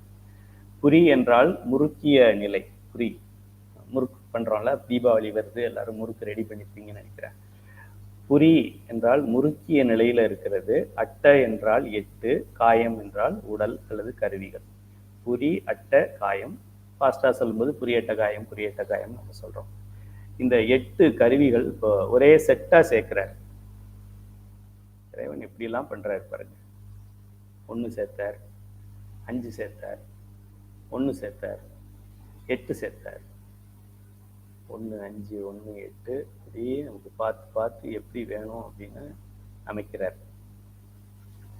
4வது அடுக்காக ஏற்கனவே உள்ள குண உடலின் மேல் புரியட்ட காயம் சேர்க்கப்படுகிறது. புரி என்றால் முறுக்கிய நிலை, அட்ட என்றால் 8, காயம் என்றால் உடல் கருவிகள் என்று பெயர். இந்த உலகம் பஞ்சபூதங்களால் ஆனது. அதே பஞ்சபூதங்களால் ஆனதுதான் நம் உடலும். எம்பிபிஎஸ் டாக்டர்கிட்ட அது சொல்லுங்க, ஒரு மண்ணும் புரியாது. அது என்ன பஞ்சபூதம், இது என்ன பஞ்சபூதம் சொல்றேன். இது நியூராலஜி, இது நெஃப்ராலஜி, இது கிட்னியாலஜி, இது கண்ணாலஜி, இது காதாலஜி சொல்றேன். இந்த உலகமும் ஏன் அவர் தவறு கிடையாது. அவங்க பாடத்துல அது மாதிரி சொல்லலை. உயிர் இருக்குன்னே சொல்லலை. எம்பிபிஎஸ் டாக்டர் படிக்கிறாங்களே, அவங்க பாடத்துல 1000 புக்கு படிக்கணும். எம்பிபிஎஸ்னா சும்மா கிடையாது. நீ எம்டி படிக்கணும், எம்சிஹெச் படிக்கணும், ப்ராக்டிஸ் பண்ணணும், ஹவுஸ் சர்ஜன் பண்ணணும், ஒரு 10-15 வருஷம் படிச்சுக்கிட்டே இருக்கணும். 15 வருஷமா படிச்சியே என்னடா படிச்ச அப்படின்னா பாடத்துல உயிரே கிடையாது. உயிர் இல்லைன்னு தான் படிக்கிறாங்க. அட்லீஸ்ட் ஒரு 6 மாசம் எல்லாரையும், எல்லா டாக்டரையும் இந்த சைவ சித்தாந்த சுடர்லையாவது சேர்த்து விடுங்க. டாக்டர்கிட்ட எங்கேயாவது போகும் பொழுது அவர்கிட்ட இந்த கையில அறக்கட்டளை சைவ சித்தாந்த சுடர் புத்தகத்தை இலவசமாக கொடுத்துருவாங்க. நிறைய டாக்டர்ஸ் இதில் இருக்கிறாங்க, சித்தாந்த ஆசிரியர்களே, பேராசிரியர்களே டாக்டர்ஸ் இருக்கிறாங்க. அவங்களுடைய துறையில அதை அவங்க சொல்ல முடியாது. ஏன்னா அவங்க துறை சொல்லுது உயிர் இருந்தா காமி அப்படின்னு பகுத்தறிவாளன் மாதிரி கேட்குது. காமிக்க முடியாது. ஏன்னா எக்ஸ்ரேல தெரிய மாட்டேங்குது, இசிஜில தெரிய மாட்டேங்குது, வேற எப்படி காமிக்கிறது? அதனால சைலண்டா ஆமா இல்லை, உயிர்னு ஒன்றும் இல்லை அப்படின்னு சொல்லிடுவாங்க. இன்னொரு 10-20 வருஷம் 30 வருஷம் 50 வருஷத்துக்கு அப்புறம் கண்டுபிடிச்சிருவாங்க உயிர் எங்க இருக்குன்னு. அப்புறமா எல்லா எம்பிபிஎஸ் பாடத்துலையும் உயிர் உயிர் உயிர்னு பக்கத்துக்கு பக்கம் எழுதுவாங்க. அது வரைக்கும் நம்ம பொறுத்திருக்கோம். இந்த உலகம் பஞ்சபூதங்களால் ஆனது. அதே பஞ்சபூதங்களால் ஆனதுதான் நம் உடலும். அப்படிப்பட்ட பஞ்சபூதங்கள் தோன்றுவதற்கு, அதாவது ஒரு மாவு இருக்கு, இந்த மாவை எடுத்து சப்பாத்தியும் பண்ணலாம், பூரியும் பண்ணலாம் அப்படிங்கிற மாதிரி இந்த தன்மாத்திரைகள், இந்த தன்மாத்திரைகளை கொண்டு பஞ்சபூதங்களும் உருவாக்கப்படுகிறது. இந்த தன்மாத்திரைகளை கொண்டு இந்த நம்மளுடைய புலன்கள் என்று சொல்லக்கூடிய 5 அறிவு கருவிகளும் செயல்பட போகுது. அதனால இது ரெண்டுத்துக்கும் இங்கதான் இருக்கு பிடிப்பு. அதனால்தான் வள்ளுவ பெருந்தகை ஓசை ஊறு ஒளி சுவை நாற்றம், ஓசை ஊறு ஒளி சுவை நாற்றம் இவை ஐந்தும் அறிவான் கட்டே உலகு. இந்த 5 பத்தி அவனாவது தெரிஞ்சுக்கிட்டான்னா இந்த உலகம் அவன் கையில அப்படின்னு வள்ளுவர் சொல்லியிருக்கிறார். வள்ளுவர் எழுதுறாரு ஓசை ஊறு ஒளி சுவை நாற்றம்னு சொல்லிட்டு, வள்ளுவர் உண்டு சிவபெருமான் இல்லை சைவ சித்தாந்தம் இல்லைன்னு நம்ம தமிழ்நாட்டுல அரசியல்வாதிங்க பேசிக்கிட்டு இருக்காங்க. வள்ளுவர் சொல்றார் ஓசை ஊறு ஒளி சுவை நாற்றம். அவர் சைவ சித்தாந்த பேராசிரியர். அவர் சொல்றாரு, ஆனா அவருக்கு சிலையை வச்சுட்டு சிவன் சிலையை இடிக்கிறான். 5 மூலப்பொருள்களும் 3 அகக்கருவிகளும் சேர்ந்ததுதான் புரி அட்ட காயம். 5 + 3 தனியா பிரிச்சு போட்டிருக்கேன். ஏற்கனவே குண உடல் கொண்டிருந்த ஆன்மாவுடன் இந்த புரியட்ட காயமும் சேர்ந்த நிலைக்கு சூக்கும உடல் என்று அல்லது பிராணமய கோஷம் என்று பெயர். இப்போ அடுத்த லைன்ல அது வரும். இதுவரை ஆன்மாவுக்கு 4 உடல்கள் சேர்க்கப்பட்டுள்ளன. இதுவரையில் நாம் உடல் என்று சொன்னதெல்லாம் கண்ணால் காணக்கூடிய தசையை சேர்ந்த உடல்கள் அல்ல.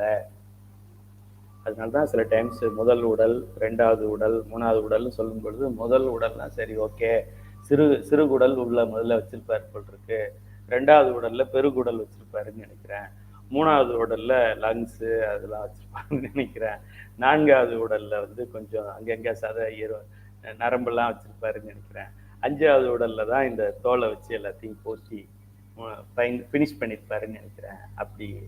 அப்படி பெருசா வளருதுன்னு நினைச்சிடக்கூடாது. 5 ஸ்டேஜில் இது நம்ம பிரிக்கிறோம். அந்த உடலுடைய அமைப்பை 5 ஸ்டேஜில் நம்ம பிரித்து பேர் வச்சு நம்ம படிக்கிறோம். அவ்வளோதான். ஸோ இப்போ இது வரைக்கும் 4 அடுக்கு உடல்களுக்கு நம்ம வந்துட்டோம். இந்த 4 அடுக்கு உடலை பார்க்க முடியுமா மனிதர்கள் அப்படின்னா மனிதர்களுடைய கண்ணுக்கு பார்க்க முடியாது. அதனால இதுக்கு சூக்கும உடல் என்று பெயர். ஏன் சூக்குமமா இருக்கிறதுனால சூக்கும உடல் என்று பெயர். இவையெல்லாம் கண்ணால் காண முடியாத நுட்பமான உடல்கள். அப்படின்னா இல்லை, அப்படிலாம் எதுவும் கிடையாது அப்படிமா பகுத்தறிவாளன் தமிழ்நாட்டில். வேற மாநிலங்கள் எல்லாம் அப்படி சொல்ல மாட்டான். ஓரளவு அறிவு இருக்கும் அவனுக்கு. அப்படிலாம் கிடையாது, இருந்தா தெரியணும்ல. பெரிய ஒரு கண்ணு டெலஸ்கோப், ஜேம்ஸ் வெப் டெலஸ்கோப், எத்தனை கோள்கள் இருக்குன்னே சயின்ஸுக்கு தெரியாது. உள்ளுக்குள்ள உயிர் இருக்கிறது எப்படி தெரியும்? தெரியணும்ல. அப்படின்னா இல்லைன்னு அர்த்தம். எனக்கு காமி, எனக்கு தெரியல, இல்லைன்னா இல்லை அப்படின்னு சொல்லுவோம். இப்படி ஒரு கேவலமான ஒருவனை என்னுடைய தலைவன் அப்படின்னு சொல்லி 5 ஆண்டுகள் அவன் கீழே நம்ம ஊழியம் பண்ணிட்டு இருக்கோம். சிவபெருமானுக்கு அடிமையா இருக்கிறத விட இந்த கடவுள் இல்லைன்னு சொல்றவனுக்கு அடிமையா வாழ்ந்து கொண்டிருக்கின்றோம். 5 ஆண்டு இல்லை 50 ஆண்டுகளாக வாழ்ந்துட்டு. இவையெல்லாம் கண்ணால் காண முடியாத நுட்பமான, அதுக்கு உதாரணம் கம்ப்யூட்டரில் சாஃப்ட்வேர் ப்ரோக்ராம் போன்றவை. இதுவரையில் ஆன்மாவுக்கு 16 கருவிகள் அல்லது தத்துவங்களை சேர்த்துள்ளலாம். சாஃப்ட்வேர் ப்ரோக்ராம் நமக்கு கண்ணுக்கு தெரியாது. இப்போ இந்த போன் என்ன போன்? ஆண்ட்ராய்டு போன் சொல்றோம். ஆண்ட்ராய்டுன்னு ஒரு சாஃப்ட்வேர் அதுல இருக்கு. அது நமக்கு தெரியுதா? தெரியல. எப்போது ஆன் பண்ணும்போது தான் தெரியுது. பேக்கப் ரன்னிங், ப்ளீஸ் வெயிட் அப்படிங்குது. அது எங்க ரன் ஆச்சுன்னு தெரியல நமக்கு. அப்புறம் ஓகே ஐ கேன் யூஸ்ன்னு சொல்லுது.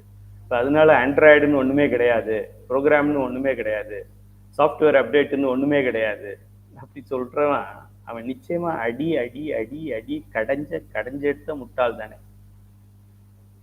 அவனுக்கு எப்படி தமிழ்நாட்டுல பகுத்தறிவாளன்னு பேர் கொடுத்தாங்கன்னு தெரியல. நமக்கு தான் கொடுக்கணும் பகுத்தறிவாளன். சைவ சித்தாந்த சுடர் ஒரு 15,000 பேர் படிச்சுட்டாங்க, இல்லை 50,000 பேர் படிச்சுட்டாங்கன்னா அதுக்கப்புறம் படிக்கிறவங்க எல்லாருக்கும் பகுத்தறிவாளனே கொடுத்துருப்போம். சைவ சித்தாந்த சுடர்னு கொடுக்கறதுக்கு பதிலாக நீங்க அதுக்கு ஒத்துழைப்பு கொடுங்க. இப்போ இறைவன் என்ன பண்றாரு? தனு கொடுத்தாரு, கரணம் கொடுக்க போறாரு, புவனம் கொடுக்க போறாரு, போகம் கொடுக்க போறாரு. இது வரைக்கும் தனு தான் கொடுத்துருக்காரு. இவையெல்லாம் கண்ணால் காண முடியாத நுட்பமான, அதாவது கம்ப்யூட்டரில் சாஃப்ட்வேர் ப்ரோக்ராம் போன்றவை. இதுவரையில் ஆன்மாவுக்கு 16 கருவிகள் அல்லது தத்துவங்களை சேர்த்துள்ளார் சிவபெருமான்.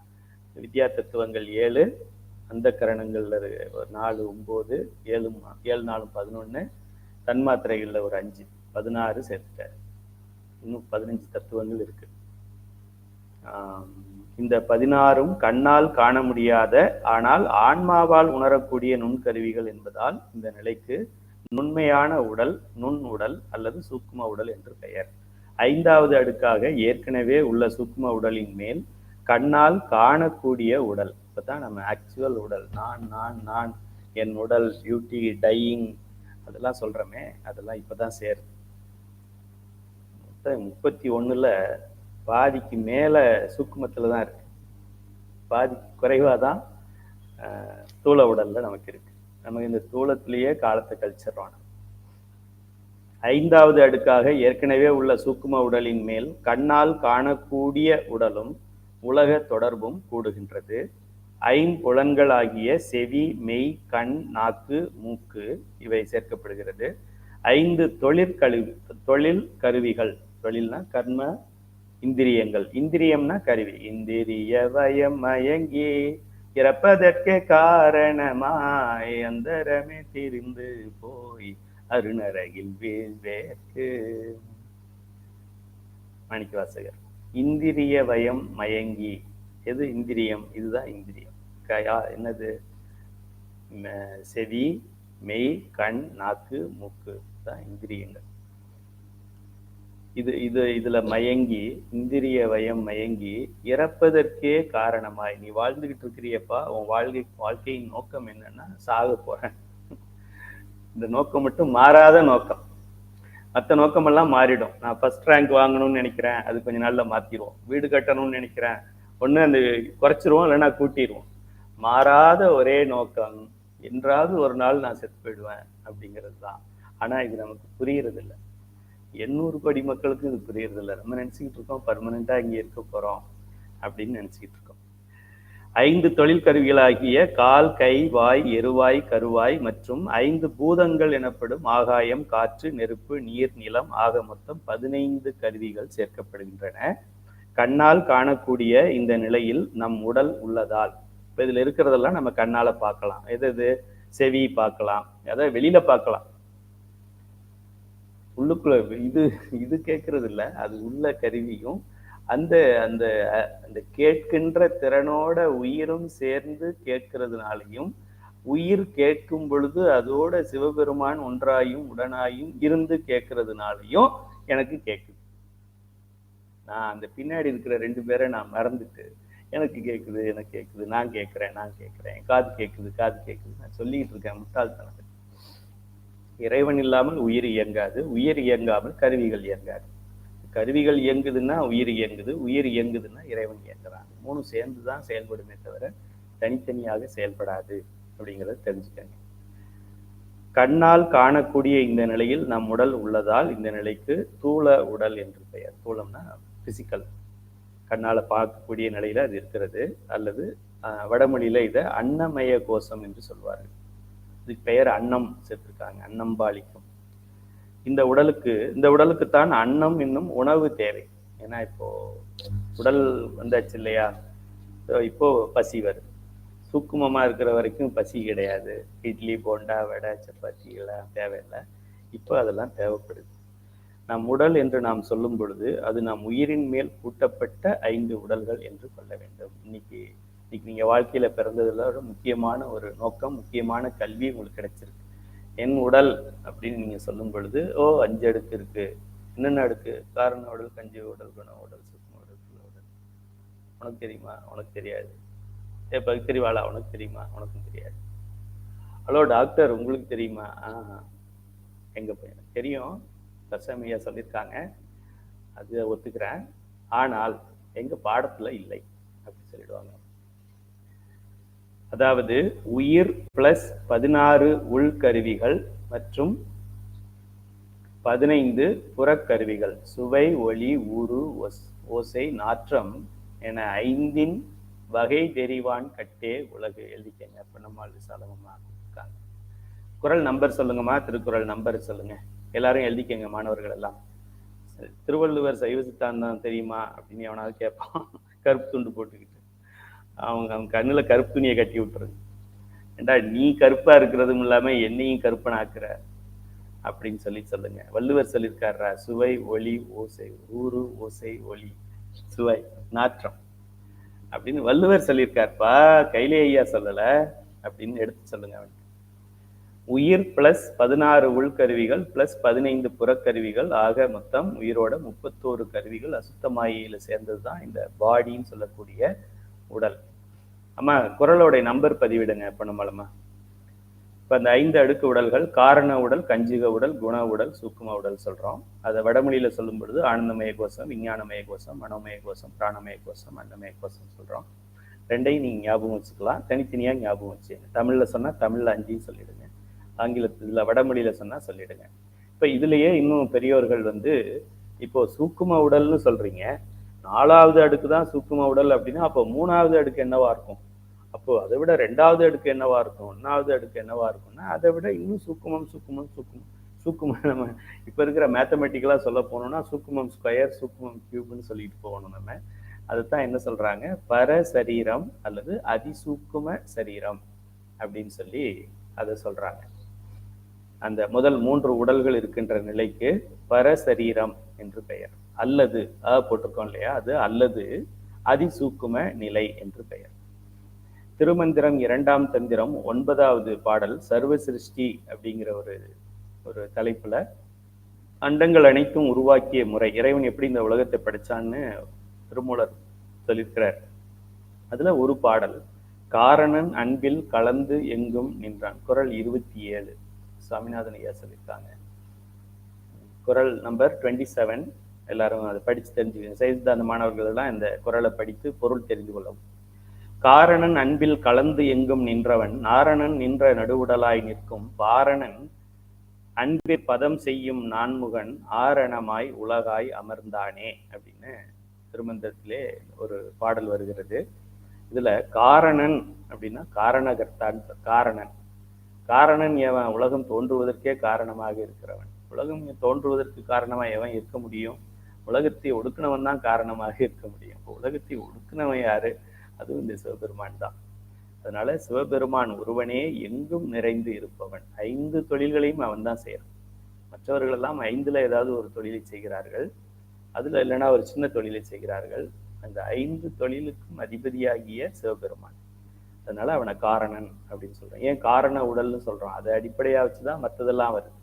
அதுபோல சிவபெருமானுக்கு 1000 பேர்கள்ல ஒரு பேரு நம்ம காரணன்னு வச்சுக்கலாம். காரணன்னா எல்லாவற்றிற்கும் காரணமாக இருக்கின்றவன் அவன் தான். இந்த மாயையை சேர்த்தா தான் ஆணவ மலம் விலகுன்றது யாருக்கு தெரியும்? காத்தாய்க்கும் கற்பாய்க்கும் 108 கோழியும் 208 ஆடும் கோயில் திருவிழாவில் கறி பிரியாணி வழங்கப்படும்னு அட்வர்டைஸ்மெண்ட் போடுறானே. 2000 ஆடுகள் வெட்டப்படுகிறது. போன ஆண்டு 1000 ஆடுகள், இந்த ஆண்டு 2000 ஆடுகள் அப்போ அந்த இன்னும் கூடுதலாக வந்த 1000 ஆடுகள் எல்லாம் என்ன சொல்லும்? உன் குடும்பம் நாசமாக போக, உனக்கு புள்ள பிறக்காம போக, உனக்கு வேலை கிடைக்காம போக, ஏன் ரத்தம் ரோட்ல கொட்டுற மாதிரி உன் ரத்தம் ரோட்ல கொட்ட, அப்படித்தானே சொல்லும். வாழ்க வளமுடன் நான் சொல்லும். அது தின்னுட்டு அப்புறமா சிவபெருமான் இப்படி பண்ணிட்டாருன்னா சிவபெருமான் என்ன பண்ணாரு? கறி தின்னது நீ, துன்பம் வரும்போது சிவபெருமான் பண்ற. ஞாயிற்றுக்கிழமை காலையில சிவபெருமானை நினைக்க வேண்டியதானே. திருமால் தூளம் சூக்குமம் குணசரீரம் வரை நிறைந்து நின்று செயலாற்றுவான். 24 தத்துவங்கள் வரைக்கும். பிரம்மன் தூளத்திலேயே 15 தத்துவங்களிலேயே பிருத்திவி தத்துவத்திலே மட்டும் நிறைந்து நின்று அதுதான் அவருக்கு ஃபுல் ஸ்கோப். அதுக்கு மேல பர்மிஷனோட தான் அவர் போக முடியும். அதுபோல திருமால் 24 தத்துவங்களுக்கு அவர் முழு அதிகாரம் கொண்டவர். அதுக்கு மேல போகணும், வித்யா தத்துவத்துக்கு போகணும் அப்படின்னா பர்மிஷனோட தான் போக முடியும். என்னதான் டிஎஸ்பியாக இருந்தாலும் அந்த டிஸ்ட்ரிக்ட்டுக்கு தான் அவர் SP, district superintendent of police. பக்கத்து டிஸ்ட்ரிக்ட்ல ஒரு 15 அடி உள்ள தள்ளி ஒரு கொலை நடந்தா கூட இவர் அதை பற்றி பேசுறதுக்கு உரிமை கிடையாது. கேஸ் கொடுத்தாலும் வாங்கிக்க கூடாது. அவ்வளவுதான் அவருக்கு அதிகாரம். என்னங்க 30 வருஷமா டிஎஸ்பியா இருக்காரு, சிஎம்க்கு நேரடியா தொடர்பு. என்ன வேணாலும் இருந்துட்டு போப்பா. தஞ்சாவூர் டிஎஸ்பின்னா தஞ்சாவூரோட முடிஞ்சு போச்சு, புதுக்கோட்டையில நடக்கிறதுக்கு உனக்கு சம்மந்தம் கிடையாது, போச்சு. இது நீ யார் வேணாலும் இருந்துட்டு போப்பா, உனக்கு 15 தத்துவம், உனக்கு 24 தத்துவம், தலைவனுக்கு எல்லா தத்துவம். இதுவரை நாம் கண்டதுதான் உண்மையான பகுத்தறிவு. இப்பதான் பகுத்து அறிஞ்சிருக்கிறோம், அதனால நம்ம தான் பகுத்தறிவாளர்கள். இதுவரை நாம் அறிந்ததை விஞ்ஞானம் அறிய இன்னும் பல நூற்றாண்டுகள் ஆகலாம். சயின்டிஃபிக்கா இதை எனக்கு காமிங்க, முதல் உடலை காமிங்க. இப்போ ஸ்கேன் பண்ணும்போது குழந்தை கருத்தரிக்கிறது பார்க்குறோம். 3 மாதம் கழித்து ஸ்கேன் பண்ணா அப்புறம் ஒரு மாதம் கழித்து ஸ்கேன் பண்ணா வளர்ச்சி ஆயிருக்கு. இப்படி காமிங்க, இப்படி காமிங்க, இப்படி காமிங்கன்னு இந்த 5 அடுக்கு உடல் ஃபார்ம் ஆகிறத சயின்ஸ் காமிக்கிறதுக்கு, ஸ்கேனர் காமிக்கிறதுக்கு, ஸ்லைசர் காமிக்கிறதுக்கு, எக்ஸ்ரே மிஷின் காமிக்கிறதுக்கு இன்னும் பல 1000 நூற்றாண்டுகள் கூட ஆகலாம். ஏன்? இதெல்லாம் சிவபெருமானுடைய ரூல்ஸ்.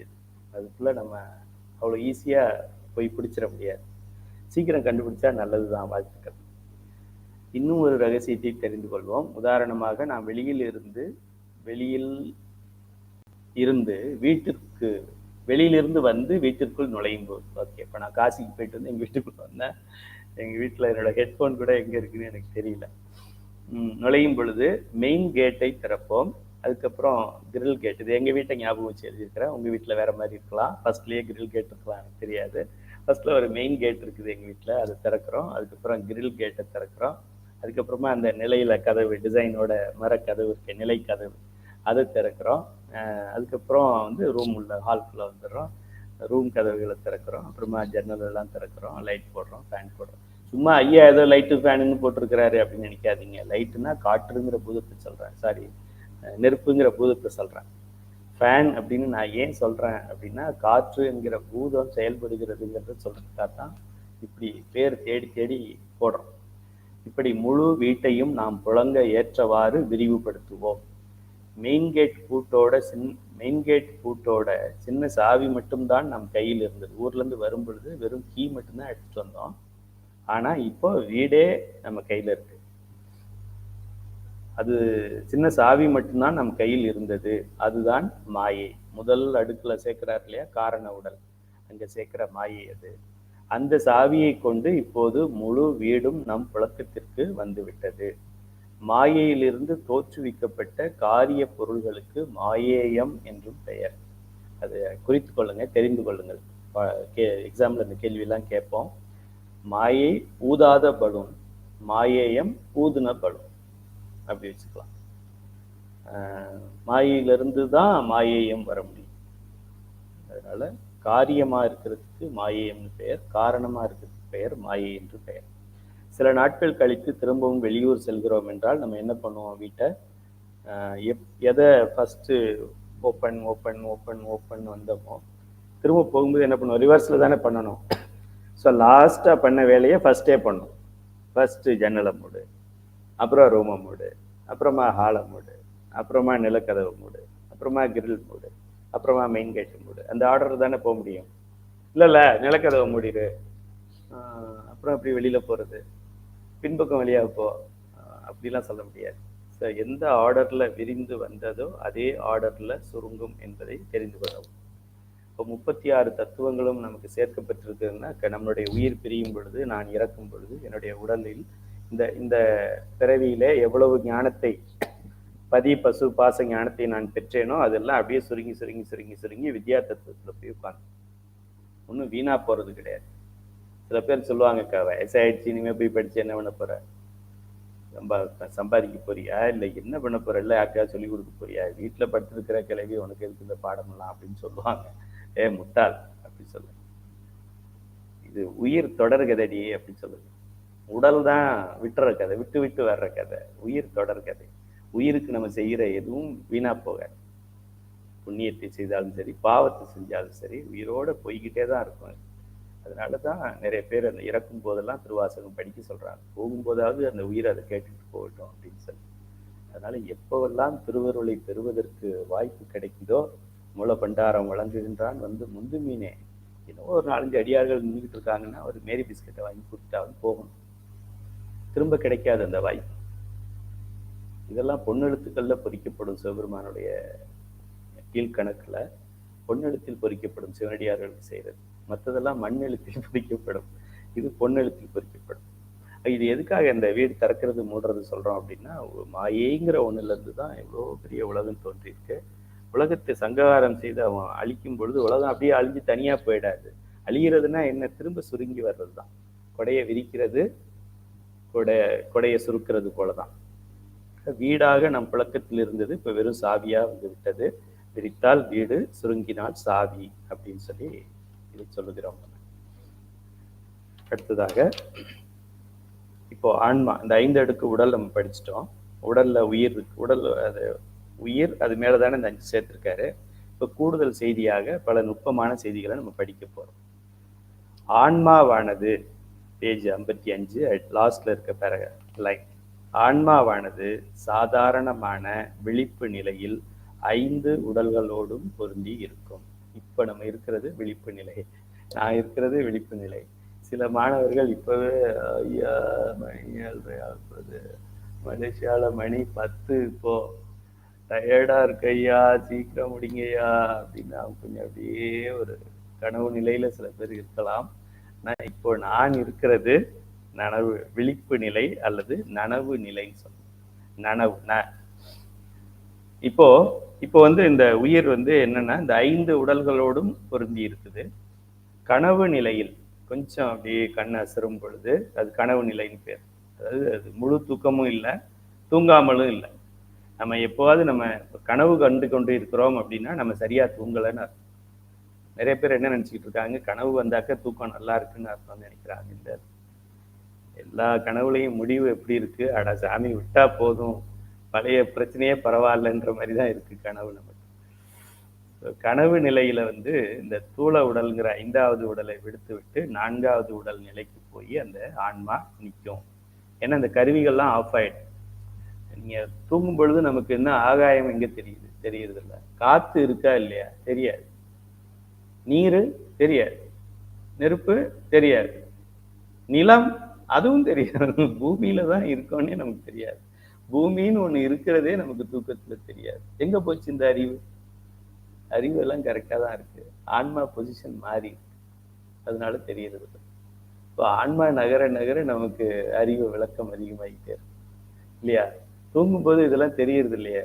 கை, என்னுடைய கைன்னு தூக்கத்துல நமக்கு தெரியறது இல்லை, என்னுடைய கால் அப்படின்னு தெரியறது இல்லை, கொசு கடிச்சாதான் தெரியும். என்னுடைய வாய் தெரியறதில்லை, எனக்கு வாய் இருக்குன்னு நம்ம தூக்கத்துல நமக்கு தெரியுதா தெரியாது. என்னுடைய எருவாய் கருவாய் நமக்கு தெரியுதா தெரியாது. அதுபோல நம்மளுடைய தன்மாத்திரைகள், தன்மாத்திரை வேண்டாம், அறிகருவிகள், கண்ணு தெரியுதா தூக்கத்துல, கண்ணு தெரியறது இல்லை. காது கேட்குதா கேட்கறது இல்லை. மூக்கு நுகருதா நுகர்றது இல்லை. நாக்கு சுவைக்குதா சுவைக்கிறது இல்லை. அப்ப என்னதான் இருக்கு, டம்மியா கிடக்கணும். அப்போ இதெல்லாம் எப்படி நடக்குது? உயிரோடைய மூமெண்ட்டை வச்சு இந்த அறிவு விளக்கம் நமக்கு நடக்குது. இப்போ இந்த மாதிரி இந்த கருவிகள் 15 கருவிகள் செயல்படாத ஒரு நிலைக்கு நம்மளுடைய உயிர் கொஞ்சம் அப்படி இறங்கி வருது அப்படின்னா அதுக்கு பெயர் கனவு நிலை என்று பெயர். இதுல வந்து தூள உடலை விடுத்து மற்ற 4 உடல்களோட உயிர் பொருந்தி இருக்கும். இதுக்கு அடுத்தது உறக்க நிலை. சூக்கும உடலையும் விடுத்து மேலும் சில கருவிகளை விட்டுவிட்டு காரணம், கஞ்சுகம், குணம் என்ற 3 உடல்களோடு 3வது உடல்ல போய் நிற்கும். அடுத்தது பேருறக்க நிலை. குணங்களையும் விடுத்து காரணம், கஞ்சுகம் என்ற 2 உடல்களோடு மட்டும் பொருந்தி இருக்கும். 5வது நிலையாகிய உயிர்ப்படங்கள் என்னும் நிலையில் கஞ்சுக உடலையும் விட்டுவிட்டு காரண உடல் ஒன்றோடு மட்டும் தொடர்புடன் இருக்கும். இப்ப பெரிய வீடாக இருந்தது சிறிய சாவி போல ஆனது. நம்ம எனக்கு எல்லாம் தெரியுது, நான் பெரிய கோல்டு மெடல், பெரிய சைவ சித்தாந்த பேராசிரியர் அப்படின்னு சொன்னவர் கொஞ்ச நேரம் கழிச்சு ஒரு பேராசிரியரான்னு இவருக்கே தெரியாது. இதெல்லாம் நம்ம கையில கிடையாது, சிவபெருமான் கையில இருக்கு. அதனால அவன் கையை பிடிச்சிக்கிறது, அவன் காலை பிடிச்சிக்கிறது தான் புத்திசாலித்தனம். நம்ம கையை நம்ம பிடிச்சிக்கிட்டு இருக்கிறது முட்டாள்தனம். இப்படியாக ஆன்மாவானது பெரியோர்கள் இதெல்லாம் அவத்தைன்னு சொல்லுவாங்க. துரியம், துரியாதீதம்னு வடமொழி பெயர்களை எல்லாம் சொல்லி பயமுறுத்திடுவாங்க ஆசிரியர்கள். அதனால நான் அதை வேண்டுமென்றே அதெல்லாம் நான் சொல்லலை. ஏற்கனவே அவஸ்தை இந்த புதுசா வந்து 5 அவத்தை இருக்கு, காரண அவத்தை 5, காரிய அவத்தை. எளிமையான கோர்ஸ்ன்னு சொல்லி சேர்ந்தா இதுல போட்டு இவ்வளவு அவஸ்தைப்படுத்துறாங்களே நம்மளை அப்படின்னு அவத்தைகள் கூடிடக்கூடாது. ஆனா அவத்தைன்னு எங்கேயாவது படிச்சா இந்த பாடத்தை தான் படிக்கிறீங்கன்றது தெரிஞ்சுக்கங்க. 5வது நிலையாகிய உயிர்ப்படங்கள் என்னும் நிலை. ஓகே, ஆன்மாவானது நம் விழிப்பு நிலையில் நெற்றி புருவத்திலும் கனவு நிலையில் கண்டத்திலும். விழிப்பு நிலையில ஆன்மா இங்க மையம் கொண்டிருக்கும், இங்கதான் இருக்கு அப்படின்னு நம்ம சொல்லக்கூடாது. ஆன்மா அமெரிக்காலையும் இருக்கு. ஏன் ஆன்மா எங்க இருக்கு? இப்போ நான் தூங்குனாலும் அது அமெரிக்கால, ஆஸ்திரேலியால இருக்கு. நான் நிலாவில் கூட இருக்கு என் ஆன்மா. நீங்க சைவ சித்தாந்த அட்வான்ஸ் கோர்ஸ் வரும்போது நீங்க படிக்கலாம். அட்வான்ஸ் கோர்ஸ் இப்போ யூடியூப்ல தான் நடக்குது, யார் வேணாலும் போட்டு கேட்டுக்கலாம். சைவ சித்தாந்த சுடர் படிச்சு மேலே வரணும், படிக்காமலும் நீங்க அந்த யூடியூப்ல அதை கேட்டுக்கலாம். அதுல என்ன சொல்லுது, ஆன்மாங்கிறது இங்கே மட்டும் இல்லை, ஆன்மாங்கிறது பரவி இருக்கு. அது காத்து எப்படி இருக்கோ அது போல என்னுடைய ஆன்மாவும் இருக்கு, உங்க ஆன்மாவும் இருக்கு. அதான் நம்ம மேல்நிலை வகுப்புல நம்ம படிக்கிறோம். இருந்தாலும் அதோட இன்டென்சிட்டின்னு சொல்லுவாங்க, அது மையம் கொண்டு இருக்கிறது. புயல் அடிக்குது படத்துல காமிக்கிறாங்க, அதுல நடுவுல ஒரு வேற கலர்ல, ரெட் கலர்ல ஒன்று போட்டிருப்பாங்க. என்ன அது மட்டும், மற்றதெல்லாம் ப்ளூ கலர்ல அப்படி சலசலன்னு இருக்கு, நடுவுல மட்டும் ஒன்று இருக்குன்னா அங்க மையம் கொண்டிருக்கு, மற்ற இடத்துல பரவி இருக்கு. அதுபோல இங்க மையம் கொள்ளுதல் எந்த நிலையில? நாம் விழிப்பு நிலையில் நெற்றி புருவத்திலும், கனவு நிலையில் கண்டத்திலும், உறக்க நிலையில் இதய பகுதியிலும், பேருறக்க நிலையில் தொப்புள் பகுதியிலும், உயிர்ப்படங்கள் நிலையில் மூலாதாரத்திலும் இந்த ஆன்மா போய் மையம் கொள்ளும். திரும்ப நம்ம முழிக்கிறோம், தூங்கிட்டோம், ஐயா அப்படின்றாங்க, அப்படின்னு எழுந்திருக்கிறோம். இப்போ என்னாச்சு? டக் டக் டக் டக் டக் டக் டக் டக்னு எல்லாமே செயல்பட ஆரம்பிச்சு. இதெல்லாம் ஃப்ராக்ஷன்ல செயல்படும். இப்படி ஒரு நாள் என்னைக்காவது செயல்படாமல் போயிடுச்சுன்னா என்ன பண்றது? அதுதான் சிவபெருமானுக்கு தினமும் நமச்சிவாயன்னு சொல்லிட்டு படுக்கணும். இப்போ நமச்சிவாய சொல்றது எதுக்குன்னா, நாளைக்கு காலையில எழுந்திருக்கணுங்கிறதுக்காக அப்படின்னு சொல்லிட்டு படுக்கணும். சரி, இதுதான் வந்து நாம் அறிந்து தெளிந்தால் அதுதான் ஞானம். இவ்வளோ விஷயத்த நம்ம இந்த பாடத்தை படிச்சுக்கோ. ரொம்ப முக்கியமான அழகு இது. இந்த அழகை நீங்க தெளிவா படிச்சுக்கிட்டீங்க அப்படின்னா, சைவ சித்தாந்தம் நான் படிச்சிருக்கேன்னு உங்கள்கிட்ட யாரும் காலர் தூக்கி விட வேண்டிய அவசியம் இல்லை. நீங்களும் அவங்களுக்கு சமம் அல்லது மேல். இப்போ அடுத்து வர்ற 3 அலகுகள் அவங்களுக்கு மேல். இதுல நீங்க அவங்களுக்கு சமங்கிறத ப்ரூவ் பண்ணிடலாம். அடுத்த 3 அலகுகள்ல அவங்களுக்கு மேலாகவே நீங்க படிச்சிருக்கீங்கன்றதை காமிச்சிடலாம். மெடிடேஷன் அல்லது தியானம் செய்ய 30 நிமிடங்கள் தேவையில்லை, 30 வினாடிகள் போதும். மெடிடேஷன் சொல்றோம் இல்லையா, ஒருத்தர் ஒரு மாதிரியான மெடிடேஷன் சொல்லி தருவாங்க. நம்ம மெடிடேஷன் பண்ணணும், தியானம் பண்ணணும், அடுத்த வாரம் திங்கட்கிழமையிலேருந்து பண்ணிடுவோம், தீபாவளி முடிஞ்சதுக்கப்புறம் பண்ணிடுவோம், ஜனவரி 1ஆம் தேதியிலேருந்து பண்ணிடுவோம்னு 15 வருஷமா பண்றதே இல்லை. அப்படி நல்ல நாள் பார்த்து பண்றது, தியானத்தை பண்றதுக்கு நம்ம இதை வந்து அரை மணி நேரம் ஆகும், வேற குருநாதர் சொல்லித்தர்றது தான் நம்ம ஃபாலோ பண்ணணும் அப்படி கிடையாது. இப்போ நம்ம இதை தெரிஞ்சுக்கிட்டோம். மாயை, காரண உடல், கஞ்சிக உடல், குண உடல், சுக்ம உடல், தூள உடல், தூள உடல், சுக்ம உடல், குண உடல், கஞ்சிக உடல், காரண உடல், கஞ்சிக உடல். நடத்த சொன்னா ஐயா எப்படி நடத்திக்கிட்டு இருக்க? இப்படியே ஒரு 10 தடவை மேலையும் கிளையும் நீங்க நினைச்சுக்கிட்டு இருந்தீங்கன்னா உங்க பாடி ரிலாக்ஸ் ஆயிடும், உங்க ஆன்மா ரொம்ப தெளிவாயிடும், ரொம்ப பிரைட் ஆயிடும். அப்ப நீங்க இறைவன்ட்ட என்ன வேண்டுறீங்களோ அது அப்படியே நடக்கும். மைண்டு ஆல்ஃபா ஃப்ரீக்வன்சிக்கு போயிடும். ஆல்ஃபா ஸ்டேஜில் நீங்கள் எதை வேண்டுனாலும் பிரபஞ்சத்தோடு நீங்கள் தொடர்பு கொள்ளலாம். சூரியன் மெதுவாக சுத்து, எனக்கு சூடாக இருக்கு, கொஞ்சம் சூட்டை குறைச்சிக்க அப்படின்னு நீங்கள் கட்டளை இடலாம், அது நடக்கும். வேற எங்கேயும் போய் நீங்கள் பண்ண வேண்டாம், இங்கே இதை பண்ணாலே போதும். அதுக்கு தான் ஒரு உதாரணத்துக்கு இங்கே கொடுத்துருக்குறோம். முதல் கேள்வி நான் யார் அப்படின்னு கேட்குறோம். ரெண்டாவது கேள்வி நான் 5 அடுக்கு உடலா. முதல் 5 அடுக்குன்னு சொன்னீங்க, நான் 5 அடுக்கு உடலா. நான்கிறதுல 2 இருக்கு, உயிர் உடல் 2 இருக்கு. நம்ம இது வரைக்கும் படித்தது உடல் அடுக்கு தான் படிச்சுக்கிட்டு இருக்கோம், அதை மறந்துடக்கூடாது. உயிரோடைய அடுக்கு கிடையாது, உயிருக்கு அடுக்கும் கிடையாது, உடலுடைய அடுக்கு தான் நம்ம படிச்சிருக்கோம். ஸோ நான் 5 அடுக்கு உடலா, நான் 5 அடுக்கு உடலான்னு கேட்டால் இல்லை இல்லை இல்லை, நான் உயிர். ஏன் மேல சேர்க்கப்பட்டது 5 அடுக்கு. வேற புது புது ஆளுங்க வந்திருக்கிறாங்க.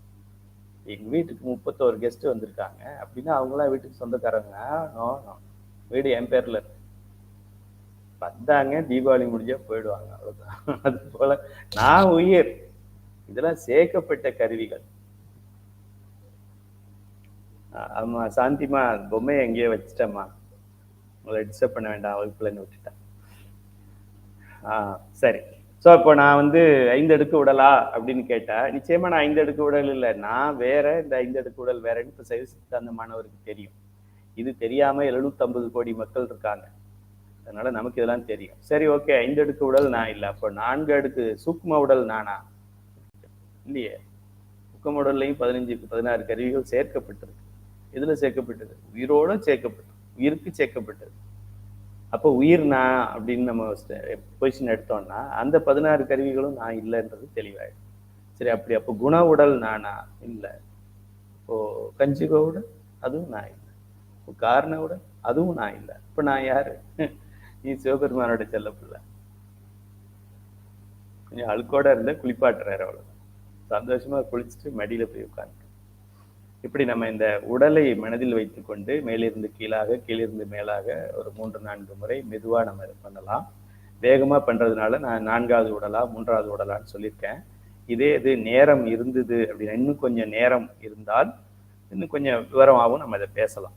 நான் தோள உடலாங்கிற கேள்வியை மட்டும் கேட்டுட்டு விட்டுறாம, நான் என்னுடைய கண்ணா, கைலை துரைசாமி அப்படின்னா இதுவா, கைலை துரைசாமின்னா இதுவா அப்படின்னு நீங்க உங்க கண்ணை வச்சு கேளு. இது கைலை துரைசாமி கிடையாது. இதுவே இல்லைன்னாலும் கைலை துரைசாமி இருப்பார். இதை எடுத்துட்டு வேற ஒரு கண்ணு வச்சாலும் கைலை துரைசாமி.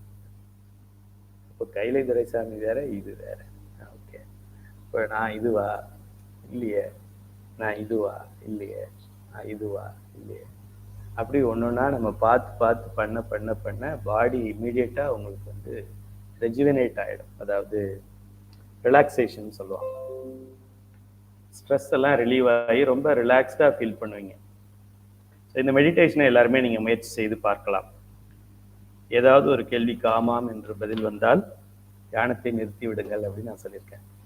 இந்த 5 அடுக்கு உடல் நானா அப்படிங்கும்போது ஆமா அப்படின்னு சொன்னா, நீ உயிர்ப்பா, இதெல்லாம் உடல்பா, இது புரியலை அப்படின்னா திரும்ப பாடத்தை படி அப்படின்னு அர்த்தம். ஸோ இந்த மெடிடேஷனை அனைவரும் முயற்சி செய்யுமாறு வேண்டிக் கொள்கின்றேன். அடுத்த அழகு பார்க்கலாம். அழகு 10, 60 தாத்வீகங்கள். இது ரொம்ப முக்கியமான ஒரு சப்ஜெக்டு. மற்ற சைவ சித்தாந்த வகுப்புல இதை அதிகமா படிக்கிறது இல்லை, படிப்போம், மேலோட்டமா படிப்போம். 60 தாத்வீகங்கள் இருக்குன்னு ஒரு படத்தை மட்டும் காமிச்சிட்டு விட்டுருவோம். நம்ம சைவ சித்தாந்த சுடர்ல அதை பற்றி தெளிவா படிக்கிறோம். அழகு 9 உயிருடன் கூட்டப்பட்ட 36 தத்துவங்களை பற்றி சிந்தித்தோம். அது தத்துவங்கள், கருவிகள் 36. நம்ம மறந்துடக்கூடாது. உங்க தேர்வுல நாங்க ட்விஸ்ட் பண்ணி கேட்போம். எப்படி கேட்போம் அப்படின்னா, உயிருடன் கூட்டப்பட்ட கருவிகள் 60 சரியா? தாத்வீகங்கள் என்பது உயிருடன் கூட்டப்பட்ட கருவிகள் சரியா? அப்படியெல்லாம் கேட்போம். குழப்புற மாதிரி இருக்கும், வார்த்தை விளையாட்டெல்லாம் நிறைய இருக்கும். நீங்க ஏதோ ஸ்பெல்லிங் மிஸ்டேக்னு நினைச்சுக்க கூடாது. நீங்க சரியா புரிஞ்சிருக்கிறீங்களா அப்படின்னு நாங்க வேணும்னே வார்த்தையை மாற்றி போட்டோம். அதனால நல்லா கண்ணுல விளக்கெண்ணை ஊற்றிக்கிட்டு 3 தடவை படிக்கணும். 36 தத்துவங்களின் கூறுகளும் காரியங்களும் ஆகிய 60 தாத்வீகங்கள். 36 கருவிகள், அந்த கருவியோட சப்டிவிஷன், அதோட பை ப்ராடக்ட், அதோட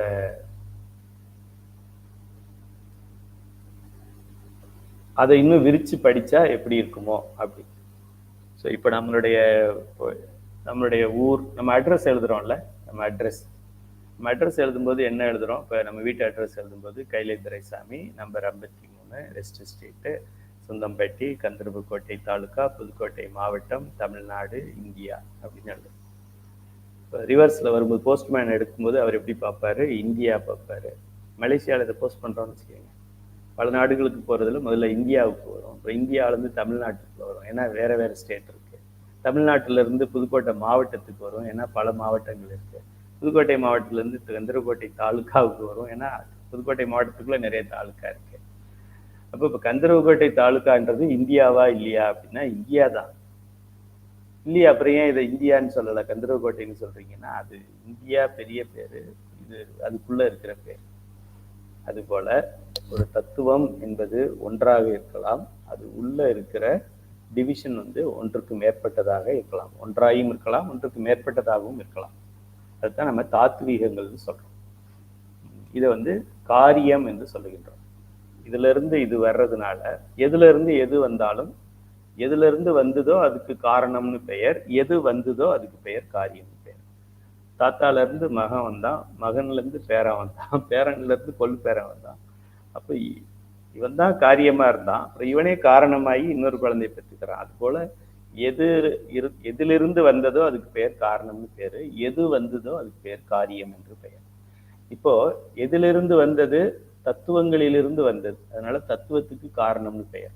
எது வந்தது? தாத்வீகம் வந்தது, அதனால தாத்வீகத்துக்கு காரியம்னு பெயர். இதான் காரண காரிய உறவு, சர்க்காரியவாதம்னு நம்ம படிப்போம். அண்டத்தில் உள்ளது பிண்டத்தில் உண்டு, அதாவது அண்டமாகிய பஞ்சபூதங்கள் பிண்டமாகிய நம் உடலிலும் உள்ளது. நாமும் உலகமாகிய பஞ்சபூதங்களும் தொடர்ச்சியாக செய்திகளை பரிமாறிக்கொண்டிருக்கின்றோம். இப்போ வெளியில இருக்கிற காத்து தானே என் உடலுக்குள்ள போயிட்டு வந்துகிட்டு இருக்கு. அந்த காத்து அது வேற காத்துப்பா, பஞ்சபூத காத்து நமக்கு வேண்டாம்ப்பா, என்னை எப்படி பார்த்துக்கிறதுன்னு எனக்கு தெரியும், இந்த பஞ்சபூத காத்தெல்லாம் எனக்கு வேண்டாம்னு யாராவது சொல்ல முடியுமா? இந்த பஞ்சபூத நீரெல்லாம் எனக்கு வேண்டாம்ப்பா, எனக்கு என்னையை நான் பார்த்துக்க முடியும் அப்படி சொல்ல முடியுமா? ரொம்ப க்ளோஸ்லி டிபெண்ட், அதுதான் இங்க இருக்கு அப்படிங்கிறது இந்த பாடத்துல ஒரு உள்கருத்து. நம் உடலும் பஞ்சபூதங்களும் மாயையின் ஒரு பகுதியான மூல பிரகிருத்தியிலிருந்து தோன்றியவை. 24வது தத்துவம் மேல போடும்போது மூல பிரகிருத்தின்னு போடுறோம், அதுக்கு கீழே தானே தன்மாத்திரைகள் வருது, அதுக்கப்புறம் தான் கண்மேந்திரிய ஞானேந்திரியங்கள் பஞ்சபூதங்கள் வருது. அதனால நம் உடலும் பஞ்சபூதங்களும் மாயையின் ஒரு பகுதியான மூல பிரகிருத்தியிலிருந்து தோன்றியவை. அதாவது நம் உடலும் பஞ்சபூதங்களாகிய ஆகாயம், காற்று, நெருப்பு, நீர், நிலம் ஆகியவையும் ஒரே தாய் வயிற்று பிள்ளைகள்னு ஒரு உதாரணத்துக்கு சொல்லியிருக்கிறேன். ஏன்னா முதல்ல பிரகிருதி வருது, அதுக்கப்புறமா பிரிஞ்சு தான் அந்த 24 தத்துவம் வருது. அதனால இது எந்த தத்துவத்தை சொன்னாலும் அதோட பிள்ளைங்க தான் அப்படின்னு நம்ம சொல்லிக்கலாம். பஞ்சபூதங்களில் ஆகாயம் நமக்கு இந்த பஞ்சபூதங்கள் நமக்கு வேண்டாம், அதுக்கு நமக்கு சம்பந்தம் இல்லை அப்படின்னு யாரும் நினைச்சிடக்கூடாது, அதை விளக்க வேண்டும்ங்கிறதுனால இந்த மாதிரி எழுதியிருக்கிறேன். பஞ்சபூதங்களில் நமக்கு எல்லாமே தேவைதான். பஞ்சபூதங்களில் ஆகாயம் நமக்கு தேவை, காற்று தேவை, நெருப்பு தேவை, நீர் தேவை, நிலம் தேவை. பஞ்சபூதத்தில் நமக்கு தேவையில்லாதது அல்லது பயன்படாதது எது? ஐயா, காற்று இருக்கு, அது நமக்கு தேவை இல்லையே. நீர் இருக்கு, நமக்கு தேவை இல்லையே. நெருப்பு டெம்பரேச்சர் நமக்கு தேவை இல்லையே. இப்படி ஏதாவது சொல்ல முடியுமா? என்ன இருக்கோ அது அத்தனையும் நமக்கு தேவை. அதனால தானே சிவபெருமான் படைச்சிருக்கான், என்ன முட்டாளா? நமது உடலை 100% என்று வைத்துக் கொண்டால், என் உடம்பு 60 கிலோ இருக்கு அப்படின்னா, அந்த 60 கிலோல ஒரு அப்ராக்சிமேட்டா சொல்றேன், அந்த 60 கிலோல 72% நீர் தான் இருக்கிறது. நீர் என்கின்ற பூதம், பூதமா சொல்லும் பொழுது ஒண்ணுதான் சொல்றோம், தத்துவங்கள்ல சொல்லும்போது நீர் தத்துவம் அப்படின்னு சொல்றோம். அடுத்தது நில தத்துவம் 12% இருக்கு, காற்று தத்துவம் 6% இருக்கு, ஆகாயம்ங்கிற தத்துவம் 6% இருக்கு, நெருப்பு என்று சொல்லக்கூடிய தத்துவம் 4%. இது ஒரு அப்ராக்சிமேட்டா சொல்றோம். இப்போ குண்டா இருக்கிறவங்களுக்கும் இதே மாதிரி தானா, ஒல்லியா இருக்கிறவங்களுக்கு இதே மாதிரி தானாலாம் கேட்கக்கூடாது. ஒரு தம்பு ரூல்னு சொல்லுவாங்க, ஒரு அப்ராக்சிமேட்டா இந்த மாதிரி என்னுடைய மனிதர்களுடைய பாடி அமைய பெற்றுள்ளது அப்படிங்கிறத நம்ம தெரிஞ்சுக்கணும். இந்த உலகத்தை விட்டு நாம் மறையும் போது நமது உடல் இந்த பஞ்சபூதங்களுக்குள் தான் போகும், இதை விட்டா நமக்கு வேற கதி கிடையாது. ஒண்ணு காசியில தண்ணியை தூக்கி போடுவாங்க, இல்லைன்னா மண்ணுல புதைப்பாங்க, இல்லைன்னா நெருப்புல எரிப்பாங்க. இதுதானே இருக்கு. காத்துல தூக்கி விடுற மாதிரி இல்ல. சுந்தரமூர்த்தி சுவாமிகள் தான் அப்படி பண்ண முடியும், வேற யாரும் பண்ண முடியாது. ஆகாயத்துல போயிட்டாரு அப்படின்னு சொல்ல முடியாது. அது மரணமில்லா பெருவாழ்வு வள்ளல் பெருமானா இருக்கலாம். அருளாளர்களுடைய நிலை வேற. நம்மை போன்ற ஆர்டினரி மக்கள் இந்த மெஜாரிட்டி நெருப்புக்கு போயிடுவோம். ஒரு 60-70% நெருப்புக்கு தான் போவோம்னு நினைக்கிறேன், எனக்கு தெரியல. ஒரு 20-30% நிலத்துக்கு போவோம். ஒரு 5% தண்ணியிலே போயிடுவோம், மிதந்து போயிடுவோம். காசியில் இறந்தால் முக்தி அப்படின்னு சொல்றாங்கன்னு சொல்லி எல்லாம் அங்க போய் இறந்து போயிடுவாங்க. அங்க ஹரிச்சந்திரா காட், மணிகண்டா காட், அது மாதிரி இருக்கு. எப்போதும் 24 hours பணம் எரிஞ்சுக்கிட்டே இருக்கும், வந்துகிட்டே இருக்கும், பிணங்கள் எரிச்சுக்கிட்டே இருக்கும். சரி, நமது உடலில் உள்ள சக்கரங்கள், அதாவது ஆதார மையங்கள் பஞ்சபூதங்களை குறிக்கின்றன. அதாவது பஞ்சபூதமும் உடலும் இணைந்து செயல்படுகின்றனங்கிறதா இந்த பாடத்தோட கான்செப்ட். மூலாதாரம் என்கின்றது நில தத்துவத்தையும், சுவாதிஷ்டானம் என்கின்றது நீர் தத்துவத்தையும், மணிபூரகம் என்கின்றது நெருப்பு தத்துவத்தையும், அநாகதம் காற்றையும், விசுத்தி ஆகாயத்தையும் குறிப்பவை.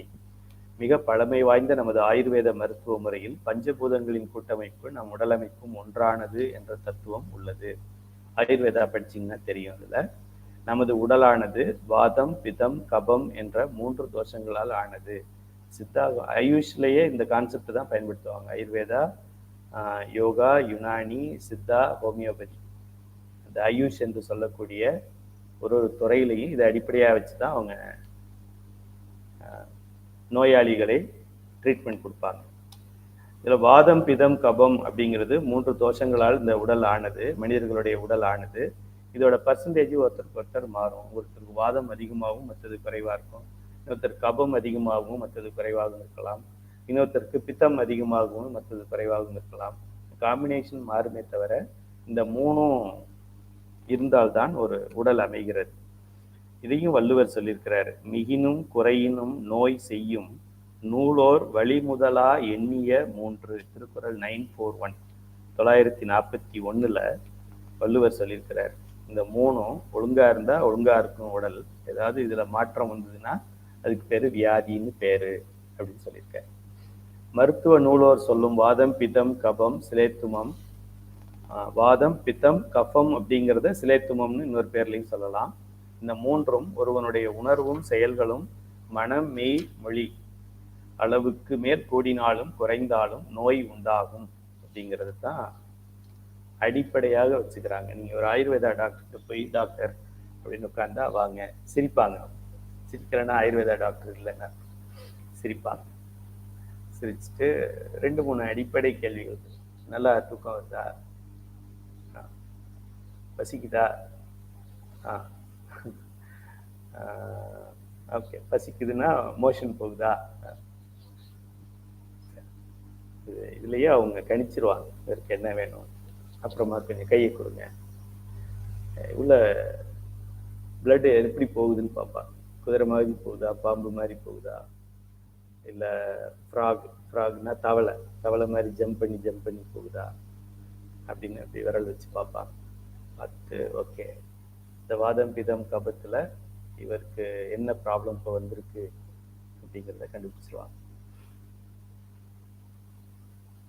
கொஞ்சமாக பணம் வாங்கிக்குவாங்க, நிறைய பணம் வாங்க மாட்டாங்க, சைடு எஃபெக்ட் இருக்காது. சரி, வியாதி என்பதே இந்த 3 தோஷங்களில் ஏற்பட்டுள்ள ஒவ்வாமைதான். இந்த தோஷ வேறுபாடு தான் நமது physical, mental, emotional. Manikarnika ghat. Soundaryarani, ஓ காசி போயிருந்தீங்களா? ஓகே, ஹரிச்சந்திரா காட், மணிகர்ணிகா காட், இந்த 2 இடத்துலையும் பிணங்கள் எரிக்கிற இடம். பப்ளிக் பிணங்கள், அனாதை பிணங்கள் அங்க.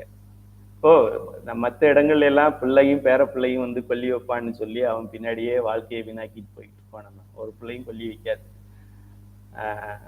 அப்படி யாருமே இல்லாத அனாதைகளோ இல்லை இறந்தவர்கள், அங்க இறந்துட்டாங்க, அவங்க ட்ரேஸ் பண்ண முடியல, பிள்ளைங்க யாருன்னு தெரியல அப்படின்றவங்க எல்லாம் அங்க வச்சு எரிப்பாங்க. இப்ப யாரு அவங்களுக்கு கொல்லி வைப்பாங்க? சிவபெருமான் தான் வைக்கணும். சிவபெருமான் நம்ம கொல்லி வைக்கிறதுக்கு நம்ம என்ன தவம் செய்திருக்கணும்? ஆர் பெறுவார் அச்சவர். அதனால சிவபெருமான் தான் நிரந்தரம் அப்படிங்கிறத தெரிந்து கொள்ள வேண்டும். ஏற்கனவே பார்த்த 36 தத்துவங்களாகிய காரண கருவிகளில் இருந்து என்னென்ன காரிய கருவிகள் வருகின்றன அப்படிங்கிறத மேலோட்டமா இதுல பார்க்க போறோம். 36 தத்துவங்கள் காரணம்னு சொன்னேன். இதுல இருந்து இது வருது அப்படின்னு நான் சொல்லியிருக்கேன். வர்றதுக்கு பேரு தாத்வீகங்கள். இது ரொம்ப முக்கியமான கேள்வி. நேர்முக தேர்வுல கேட்போம். இது தத்துவங்கள்ல இருந்து தாத்வீகம் வருதா, தாத்வீகங்கள்ல இருந்து தத்துவம் வருதாமா சொல்லுங்க அப்படின்னு கேட்போம்.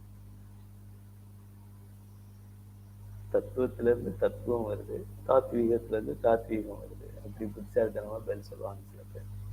முட்டை மார்க் போட்டுரும். இது இன்னும் ஒரு தடவை தப்பு நடந்துச்சுன்னா ஃபெயில். வேர்த்து விறுவிறுத்து போயிடும் அந்த ஃபெயிலுங்கிற வார்த்தையை கேட்ட உடனே. பதில் ஒழுங்கா சொல்லணும்ல.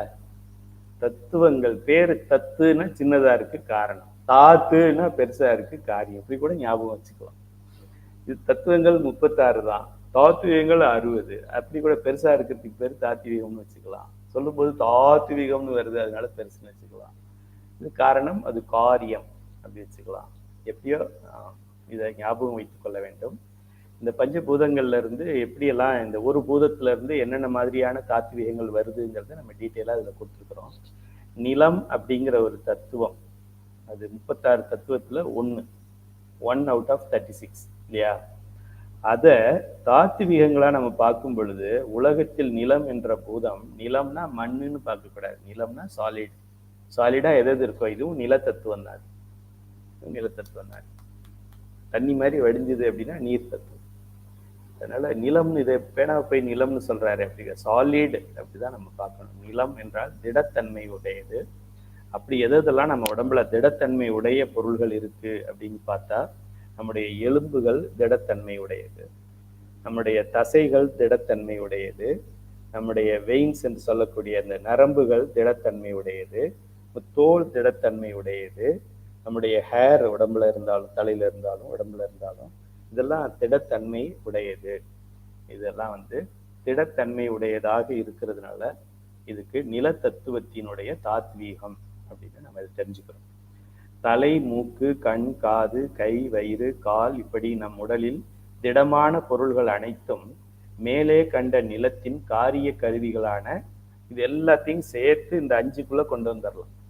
நீங்க கை எலும்புன்னு சொன்னாலும் சரி, கால் எலும்பு சொன்னாலும் சரி, மண்டை ஓடுன்னு சொன்னாலும் சரி, இந்த முகத்தோட என்னுடைய கண்ணம்னு சொன்னாலும் சரி, பல்லுன்னு சொன்னாலும் சரி, இது எல்லாமே எலும்புங்கிற ஒரு ஹெட்டிங்குள்ள வந்துருது. அப்படிதானே? அப்புறம் என்னுடைய தோல், கை தோல், கால் தோல், முதுகு தோல் அப்படிலாம் சொல்ல வேண்டியது. தோல்ங்கிறதுக்குள்ள எல்லாம் வந்துருது. ஆக நம்ம உடம்ப அப்படி எதெல்லாம் சாலிடான ஐட்டம் இருக்கு எல்லாத்தையும் இந்த பக்கம் எடு.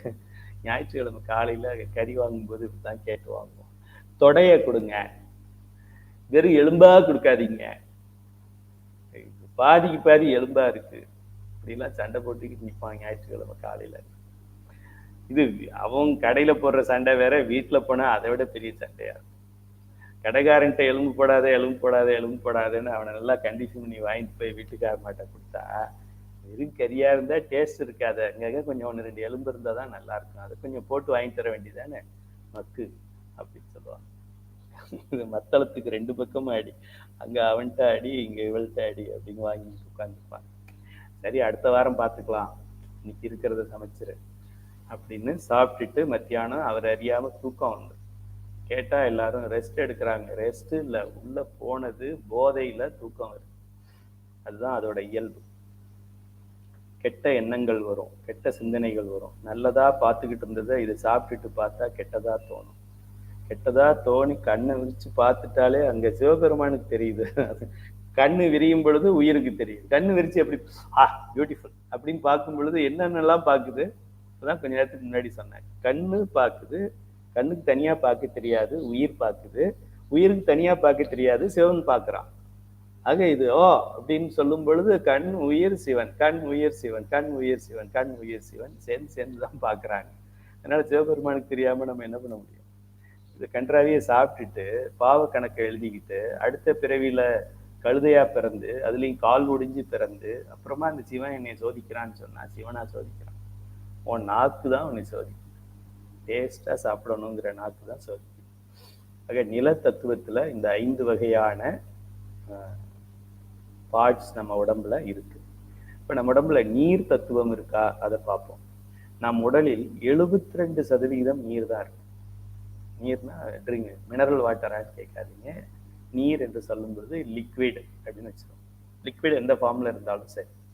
என்னென்ன ஃபார்ம்ல இருக்கு? இந்த நீர் பூதம் நம் உடலில் சிறுநீர், இரத்தம் பிளட், சுக்கிலம் விந்து நீர், வியர்வை ஸ்வெட்டிங், சிலேத்துமம் சளி, மூக்கு சளி, காசு சளி, கண்ணு சளி, கண்ணுல இருந்து கூட நமக்கு தண்ணி வடியுது, மூக்குல இருந்து வடியுது, எங்கெங்கெல்லாம் என்ன சொல்றது, இந்த சிலேத்துமம் அப்படிங்கிறது உடலில் உள்ள திரவ பொருள்கள் பஞ்சபூதத்தில் உள்ள நீர் என்ற பூதத்தின் காரிய பொருளாகும்.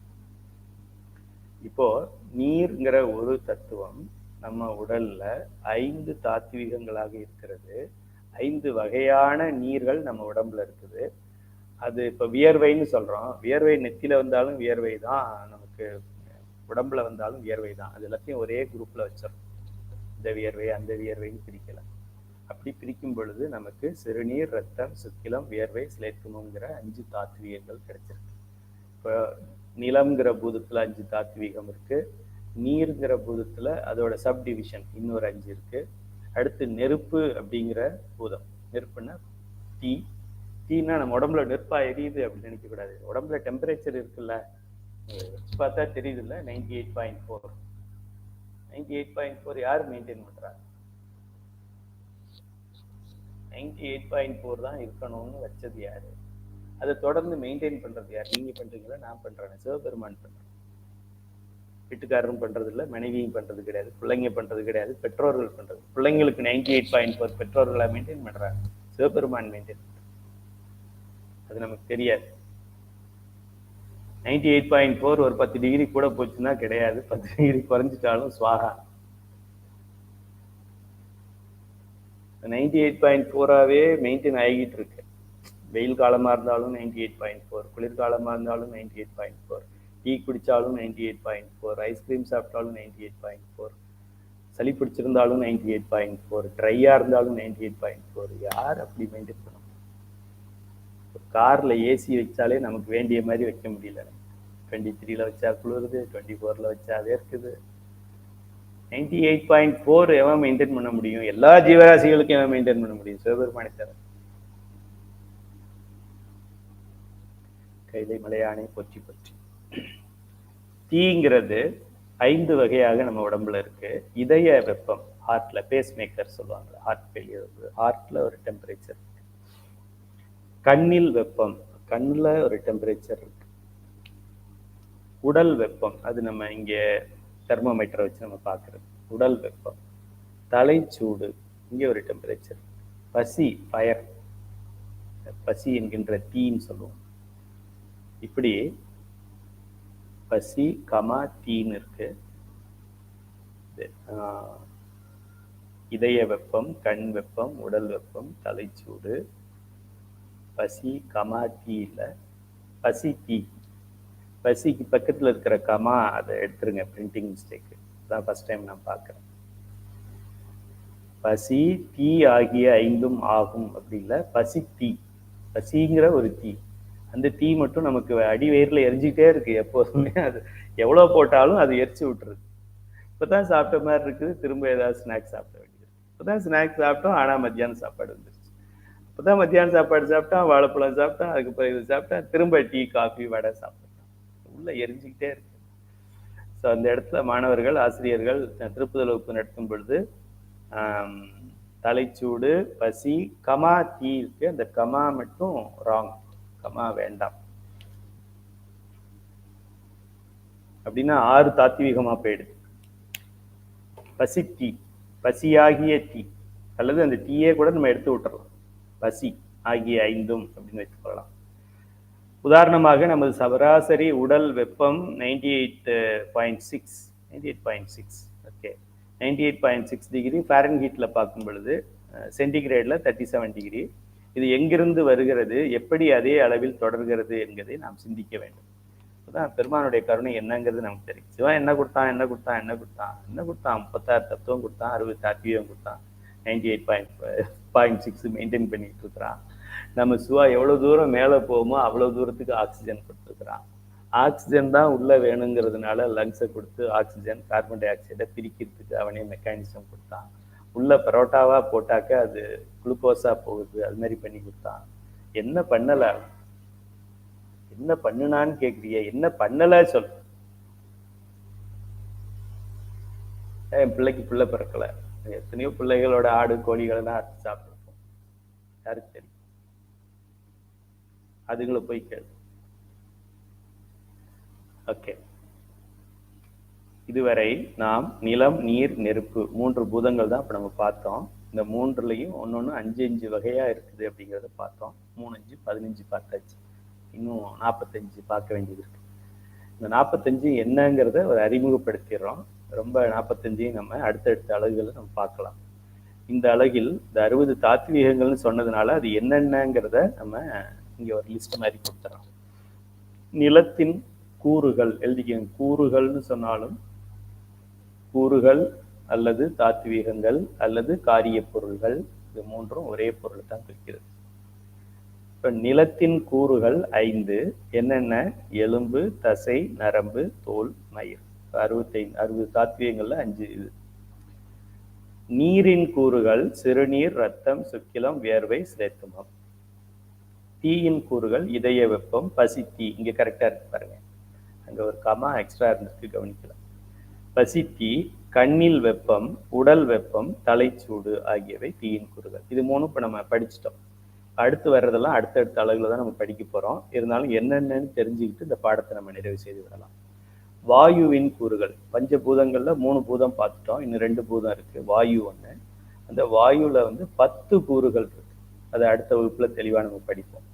அது போல ஆகாயம் என்று சொல்லக்கூடிய ஸ்பேஸ், நாடிகள், அதுல ஒரு 10 கூறுகள் படிப்போம். இப்போ 5 5 5 படிச்சது 15. இந்த இன்னும் 2 படிக்க போறது 10 10 20 35 தத்துவங்கள் இந்த பஞ்சபூதத்துக்குள்ள இருக்கு. 35 தாத்வீகங்கள். ஸோ இது என்னென்ன வாயுவின் கூறுகள் அப்படின்னாக்க 10. தச வாயுக்கள்னு சொல்றோம். தசன்னா 10. பிராணன், அபானன், வியானன், உதானன், சமானன், நாகன், கூர்மன், கிரிகரன், தேவதத்தன், தனஞ்சயன். பயப்படாதீங்க, தமிழ் பேரும் இருக்கு. அடுத்த வகுப்புல நம்ம அதை படிப்போம்.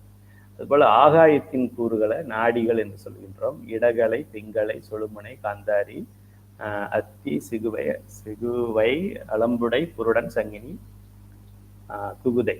இப்படி நம்மளுடைய நாடிகள்ல முக்கியமான 10 நாடிகளை பற்றி நம்ம படிக்க போறோம். அடுத்து ஞானேந்திரியம் என்ற அறிவு கருவிகளின் விடயங்கள். அவை ஓசை, ஊறு, ஒளி, சுவை, நாற்றம், தன்மாத்திரைகள் அப்படி இங்க வந்துடும். கண்மேந்திரியம் என்ற தொழில் கருவிகளின் விடயங்கள் 5. அதுல வசனம், கமனம், தானம், விசர்க்கம், ஆனந்தம். அகங்காரத்தின் கூறுகள் 3. அகங்காரம் அது 3ஆக பிரிகிறது. அந்த 3ல தைசத அகங்காரம், வைகாரிக அகங்காரம், பூதாதி அகங்காரம்னு 3 கூறுகளாக அகங்காரம் பிரிகிறது. அதுபோல மனத்தின் கூறுகள், மனம் அப்படிங்கிற ஒரு தத்துவம் காமம், குரோதம், லோகம், மோகம், மதம் அப்படிங்கிறத அப்படி பிரிகிறது. குணம் என்று ஒரு வார்த்தையில நம்ம சொல்றதுக்குள்ள 3 குணங்கள் இருக்கு. சாத்வீகம், ராஜசம், தாமசம். வாக்கின் கூறுகள் 4. வாக்குன்னு ஒன்று புதுசா படிக்க போறோம், அடுத்த வகுப்புல அதை படிப்போம்.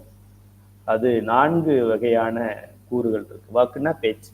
நான் பேசுறேன் அப்படின்னா ஒரு வார்த்தையும் 4 ஸ்டேஜில் வளர்ந்து வருது. ஒரு பிறக்கிற ஒரு குழந்தையும் உள்ள எப்படி 10 மாசம் வளர்ந்து வந்ததோ அது போல நம்ம பேசுற ஒரு வார்த்தையும் ஸ்டேஜ் 1, ஸ்டேஜ் 2, ஸ்டேஜ் 3, ஸ்டேஜ் 4 வெளியில வருது. அடுத்த வார்த்தையை நான் பேசும்போது அந்த வார்த்தை ஸ்டேஜ் 1, ஸ்டேஜ் 2, ஸ்டேஜ் 3, ஸ்டேஜ் 4 அப்படி வருது. ரொம்ப கஷ்டப்பட்டு வெளியில வருது, அதனால அதை வீணாக்காம இருக்கணும். வைகரி, மத்திமை, சூக்குமை, பைசந்தி அப்படின்னு இந்த 4 ஸ்டேஜுக்கு பெயர். ஆக இப்ப நம்ம என்ன படிச்சிருக்கிறோம்னா, நிலத்துல 5 தாத்வீகங்கள், நீரில் 5 தாத்வீகம், தீ டெம்பரேச்சர் அதுல 5, தச வாயுக்கள் அது 10, தச நாடிகள் ஒரு 10, ஞானேந்திரியம், கண்மேந்திரியம், அது 2லயும் 5 5, அகங்காரம் 3, மனம் 5, குணம் 3, வாக்கு 4. இதுதான் 60 தாத்வீகங்கள். சில நூல்கள்ல இதுல ஏதாவது சில இடங்கள்ல சில மாற்றங்கள் இருக்கும். அதை பற்றி ரொம்ப ஆராய்ச்சி பண்ணிக்க வேண்டிய அவசியம் இப்ப நமக்கு தேவையில்லை.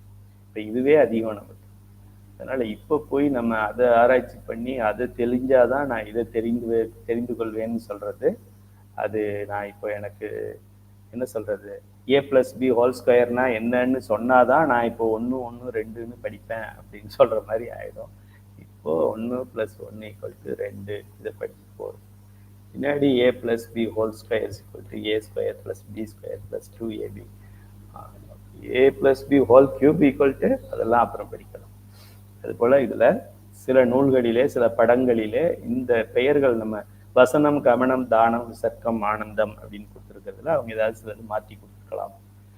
இதை பற்றி ரொம்ப கவலைப்பட வேண்டியதில்லை. ஏதாவது ஒரு நூலை படித்தா ஓகே. இந்த நூல் ஆத்தரைஸ்டா பிரிண்டிங் மிஸ்டேக் இல்லாமல் இருக்கான்னு பார்த்துட்டு அதை நீங்கள் படிக்கலாம். ஆக மொத்தம் 60 தாத்வீகங்களால் ஆனது நமது உடல். உலகத்தின் முதல் அதிசயம் மனித உடல். இதை அண்டர்லைன் பண்ணிக்கங்க.